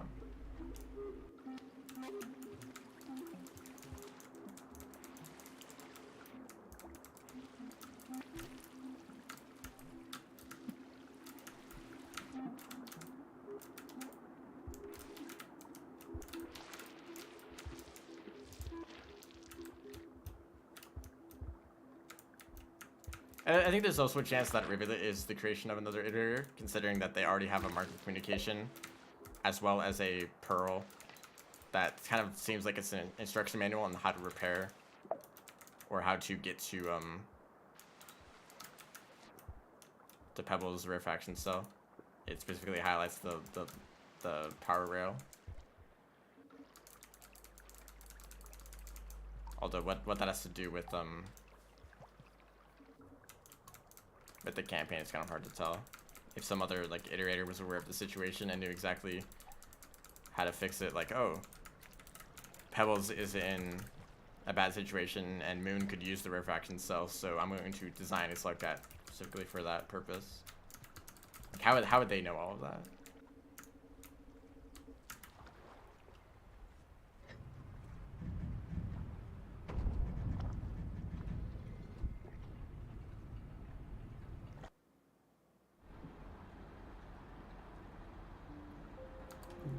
I don't think the dev commentary is necessarily canon. Like, there's a decent amount of them that are just kind of the devs talking about some ideas that they had or their own personal theories about the world, but they made it clear that they're still just theories and not necessarily canon.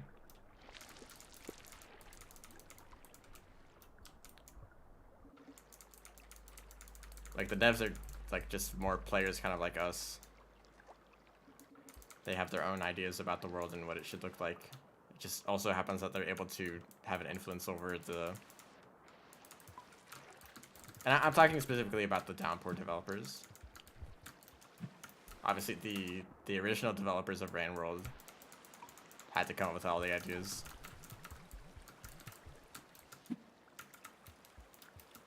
But I think it makes sense that Rivulet is kind of like a wanderer. It makes sense that they just go around and do whatever they want. But maybe they like met with an iterator and they were modified to be given some of their abilities.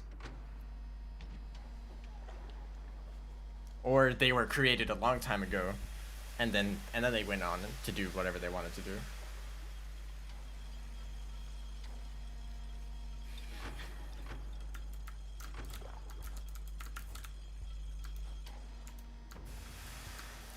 I still think that some of the best opportunities for mods are, or just expansions of the game, are like continuations of, or not continuations, but or maybe continuations, but like extensions to the to some of the characters' stories. Like what happened? What was the...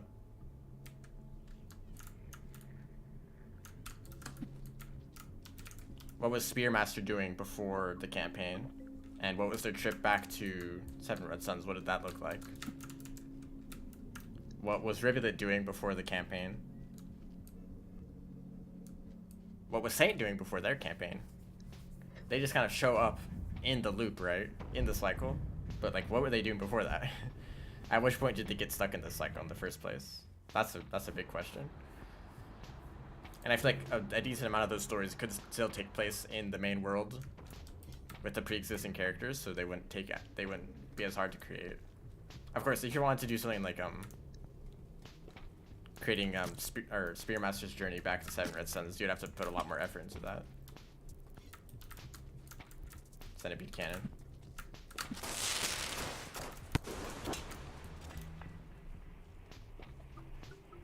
These damages jumping all over the place.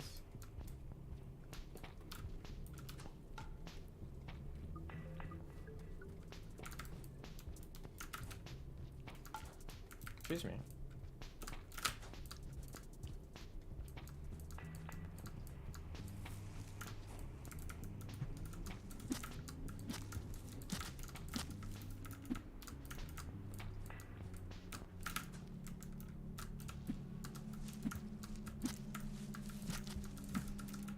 Excuse me. That was 2 spear hits, right? That should be something that should cause them to kind of retract and stop trying to grab me.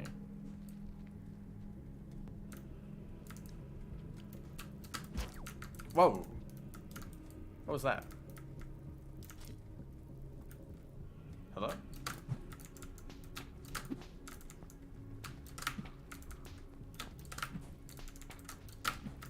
What did I do there? Oh.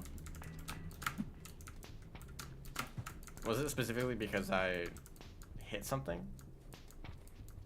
Hey, come down here.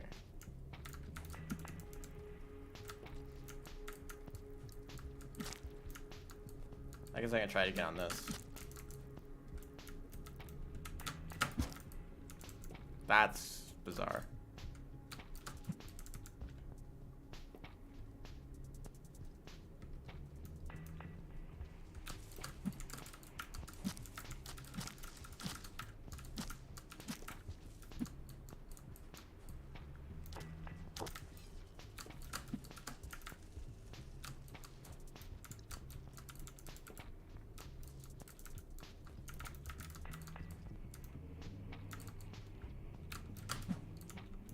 That's definitely what I meant to do. Slight downside with having to throw the spear forward is that you end up sticking it into walls. Oh, they didn't even drop down at all.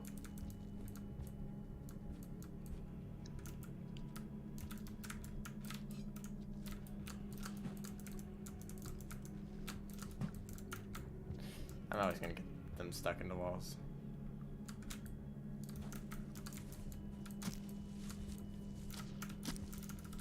Okay, I still think that's ridiculous. At least 2 spear throws should completely stun them.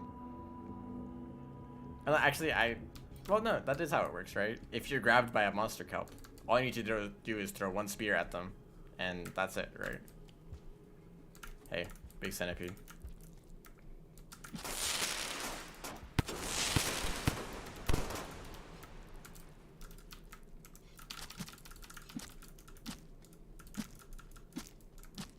Like, no way they're still alive after all that.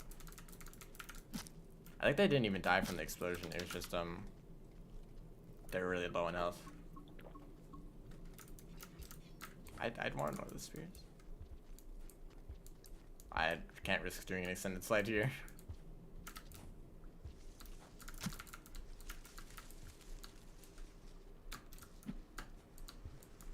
I should really just be doing that for all these monster kelp, huh?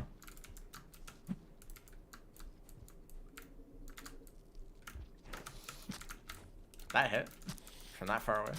Do I have longer range than I think I do?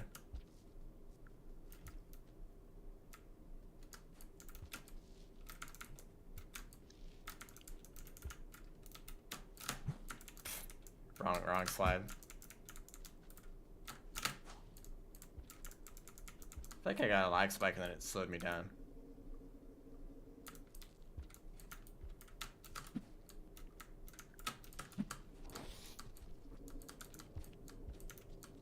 Actually, I would like some food.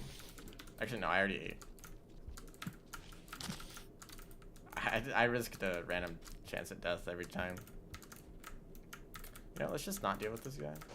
Okay, they said that they didn't want to deal with him. That was another random chance to die.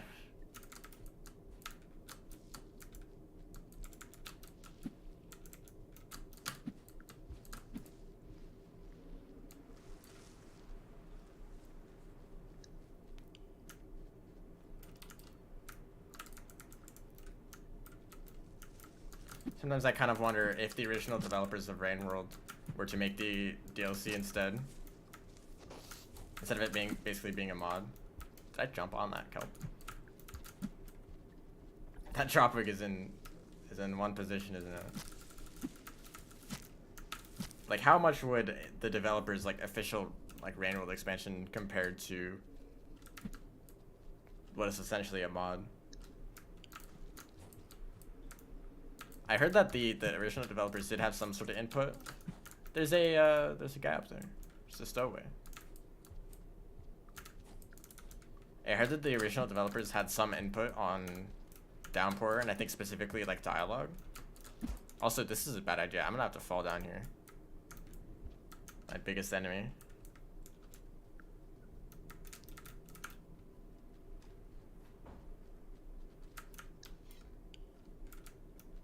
What's the camera?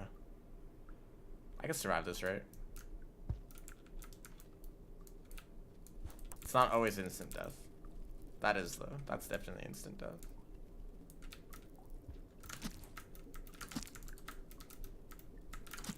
It is quite a large one, though.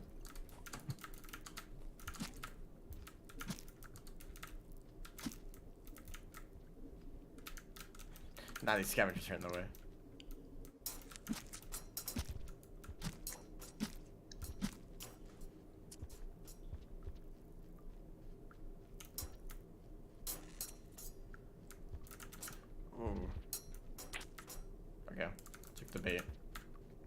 Why are you down here? Keep going. And of course, the moment I have an opportunity, more of them show up.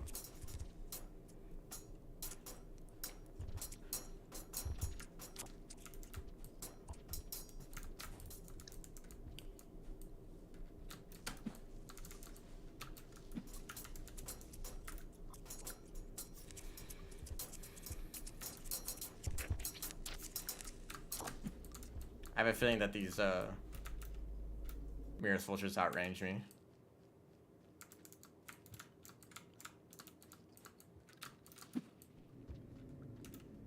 So I believe that this route through filtration is actually faster than the one that we're used to. Not if you do that. Well, maybe you should do that, but...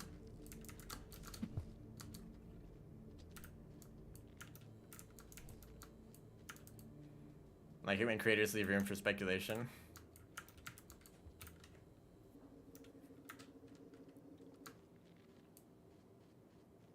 I don't know how to feel about it, honestly. Because there's some questions in Rain World that we just don't really have an answer to, and I don't think we will ever have an answer for them. We just have to kind of come up with ideas, and we don't really have anything to... like, I think an ideal situation would be the answer exists, but it's really hard to find. Also, this flashbang is completely useless now. So it's not like we're given all the answers immediately, and it's like obvious what like the whole story looks like. And but we're also not given so little information that we're just like making wild guesses the whole time. And that's kind of what Rain World lore and stuff feels like.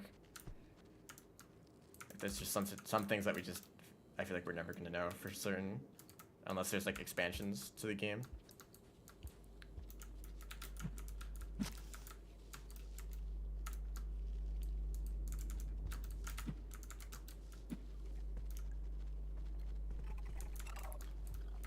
Like I thought that Saint would be kind of the answer to a lot of questions.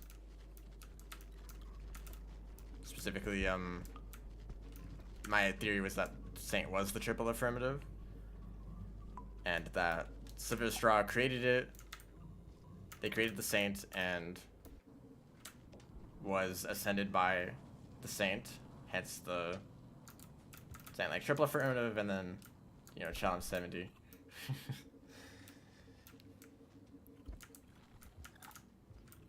And then it took a very long time. The reason that Saint is last in the timeline is because it just took so long for them to travel between the iterators, ascending them one by one. And I thought that was a good theory, but I believe it's been disproven.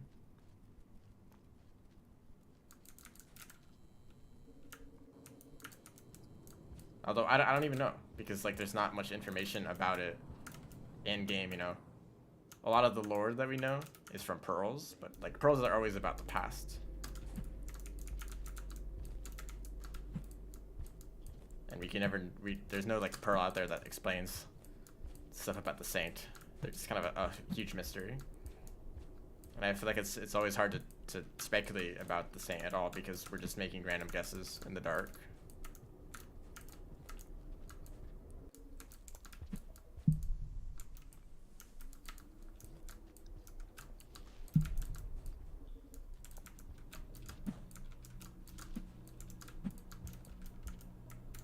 This is not great.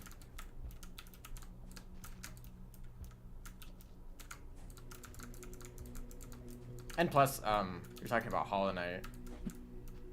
It's about to get a sequel. I have a feeling we're going to get a lot of answers there. At least on, some of the stuff that happened in past slash future, because it's kind of hard to tell if Silksong is a prequel or sequel. I don't know if it's actually been confirmed.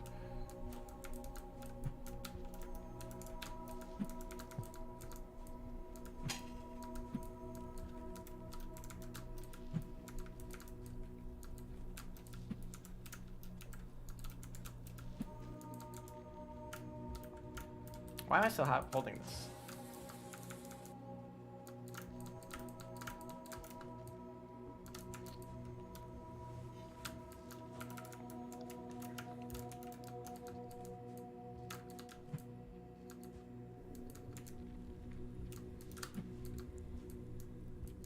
Don't remind you about Silksong.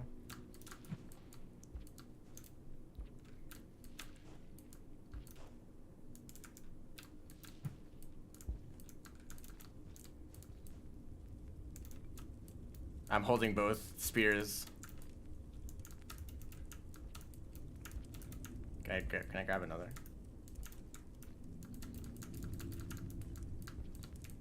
Wait, what else did I throw? I'm probably just gonna throw the first one like normal. Triple Spear Lancer. True Spear Master.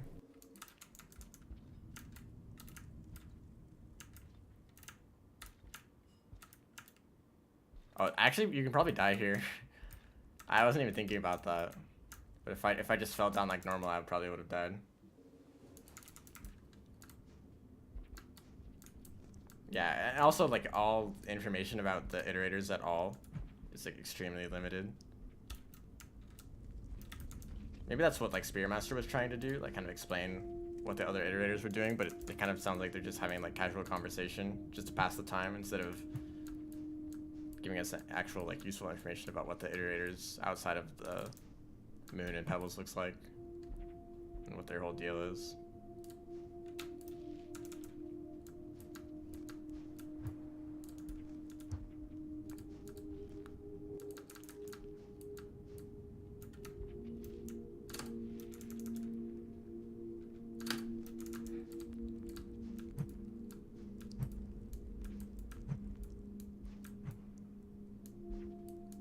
Weird otter thing massacres hundreds of lizards. I think it's also the other way around. Various lizards kill little otter thing many times. Or like gravity. Blame gravity too.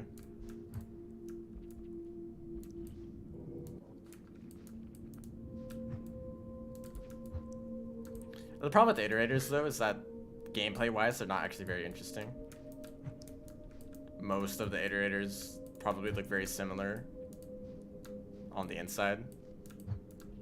So if there were to be expansions that added new iterators, it would just be like more kind of boring 0G movement. And after Pebbles, right, there's not going to be any rot, so they're just gonna all look like Moon or Pebbles without rot. Just big open areas that are very maze-like with like slow movement. I know a lot of people don't like Pebbles because of the 0G.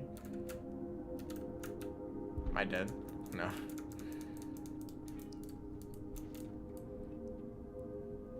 So like we kind of like the idea of like, oh, what if Downpour added another iterator that we could explore? It would be boring. We wouldn't actually like it, and that is kind of what Moon is. But most of Moon wasn't actually just the iterator, because we got the struts, right? Like her entire like exterior has a very different feel to it. Plus, it's as a different character completely, and it's exclusive to that character. As usual, the Void Sea is way too loud.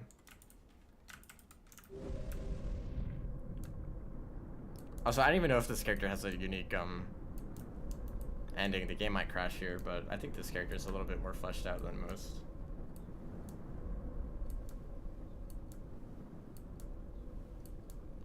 Create a world that's way too big. I don't know, I kind of like it. I think it's fair that the world is so big that we couldn't possibly know everything about it. Because that's kind of how the Slugcats feel, right? We're just some little creature. The funny thing is that in game, the Slugcat like knows nothing. When the iterators are talking to the Slugcats, they probably know that they're mostly saying nonsense.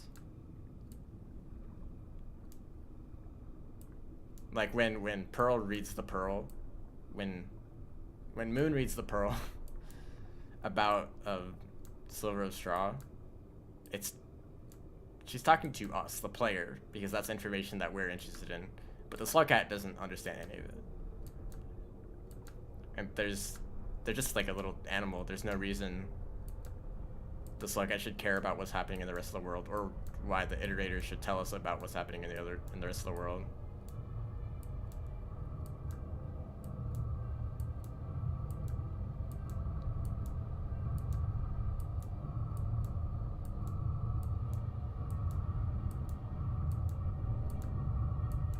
Probably the biggest mystery is just what exactly happened with Sliver of Straw. Because I thought that Saint would be the answer to that question, but we still kind of don't know. And I feel like the whole Sliver of Straw thing is kind of only there to be an explanation for why Pebbles did his experiments, right? Sliver of Straw died / ascended and Pebbles realized that, or Pebbles had the idea that like death is the only answer.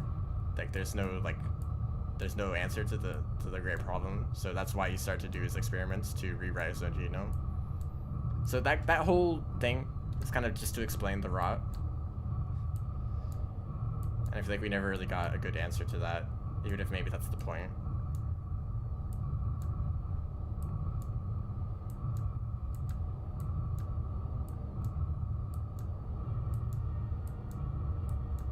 Hate the pearl mechanic. What, like carrying the colored pearls over to Moon? I don't like it either. I think it's unrealistic to expect that players will actually get all the pearls and bring them over to Moon. Because I got all the pearls and brought them to Industrial Complex, and that was like pretty hard and took a long time.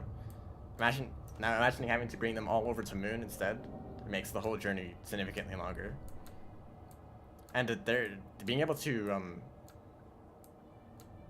I don't know if you're able to passage with pearls now, actually. I know that you can hold one in your stomach, but that's just one at a time.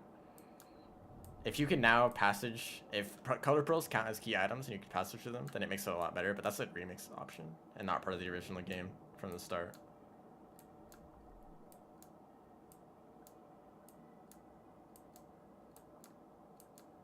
But it's kind of nice that there is a source of that kind of information.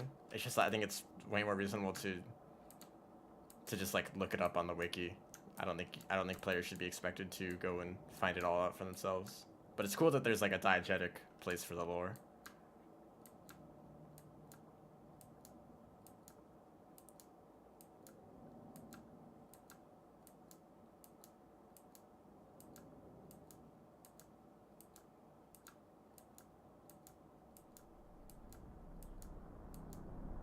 For downpour on Switch, you can give Hunter more cycles. That's one of the best things about Remix, honestly. Because I used to get a mod that gave Hunter extra cycles because I like to just play their story normally.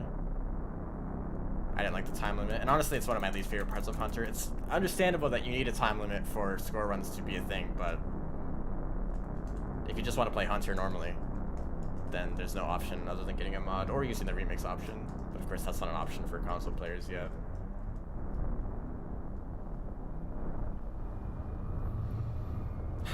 Anyway, as we descend into the Void Sea, I think I would actually like to talk a little bit about this character. A little bit more than I've already talked about it. And it's just in case, because this is the Hunter version of Lancer.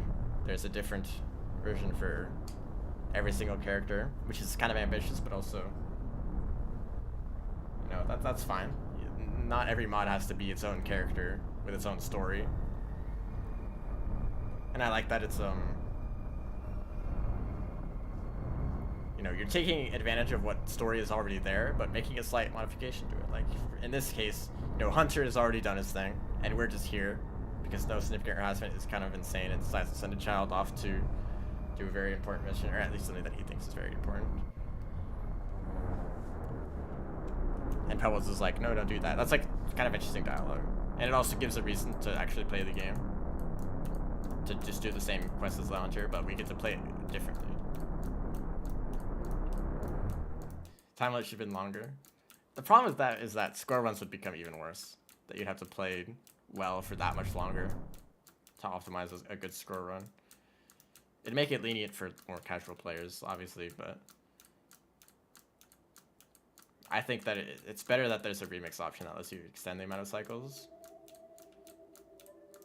Because I think the intended way to play Hunter is the kind of more arcadey, go for points within a time limit.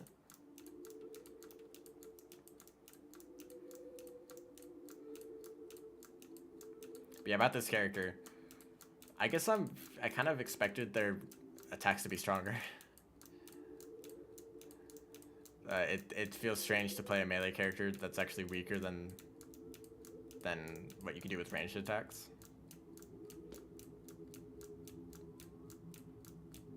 But I think that the idea behind the melee combat, it really works out because it changes the way you interact with pretty much every creature. Especially centipedes, I feel like.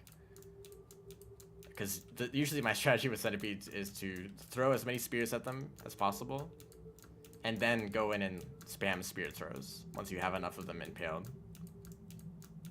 And sometimes that doesn't even work against the largest centipedes, but with melee attacks, right? You kind of have to like space your attacks properly so you don't get grabbed, but you can still get close enough to deal damage. And it was interesting, you know. But it also makes a lot of interactions a lot more difficult, where you go in, like, you sneak up on a lizard to like have some time to stab it a few times, but the first stab you do like barely doesn't affect it at all, and then the lizard immediately turns around and grabs you, and there's like nothing you do, and you can't even throw a spear to release yourself because it doesn't do enough damage. And a lot of times I just kind of got lucky, and I did enough damage for the lizard to drop me after it had already grabbed me.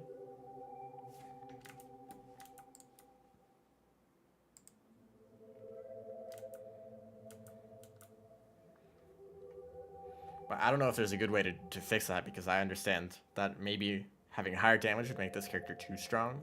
Because if you could just like run into a creature and stab it to stun it, then you would just keep doing that. But that's kind of what you could already do with spears, right?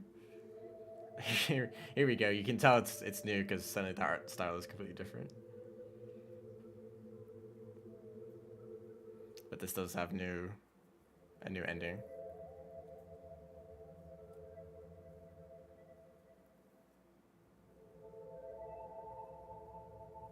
There they are.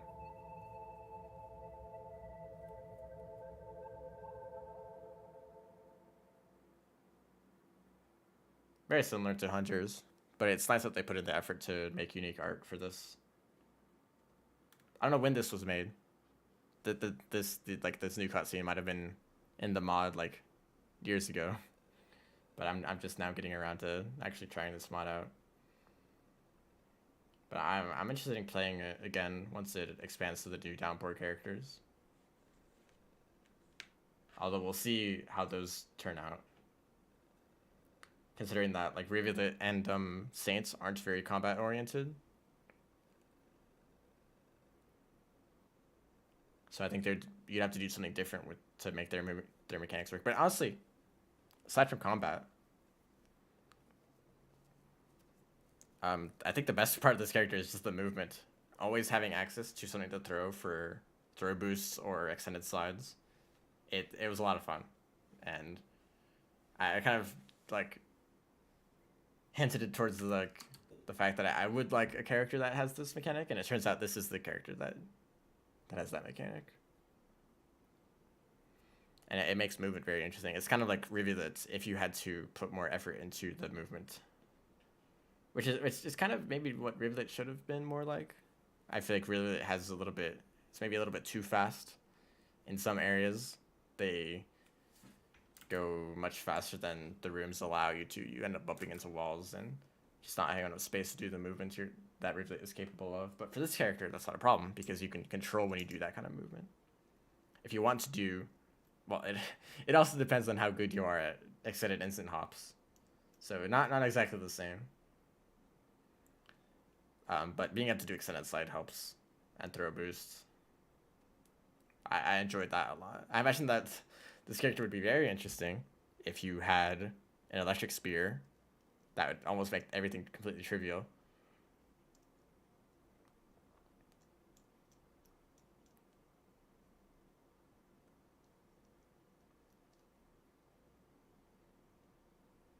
I don't know if these characters are different. Apparently this one is like kind of the challenge mode. Your journey will be a significantly more challenging one.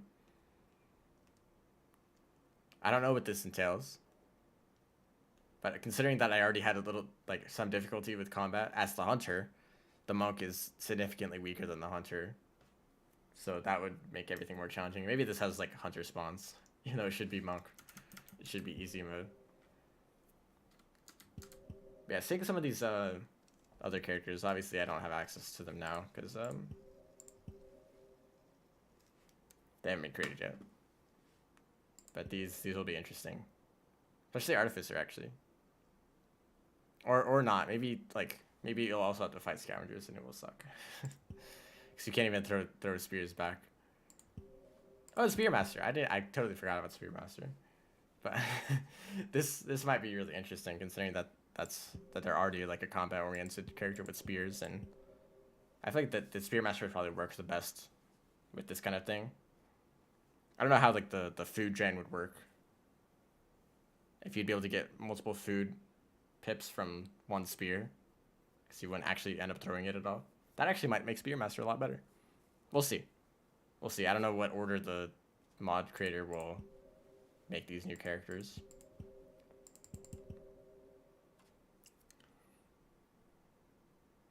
So yeah, that's going to be the end of the stream. Thanks everyone for watching. See ya.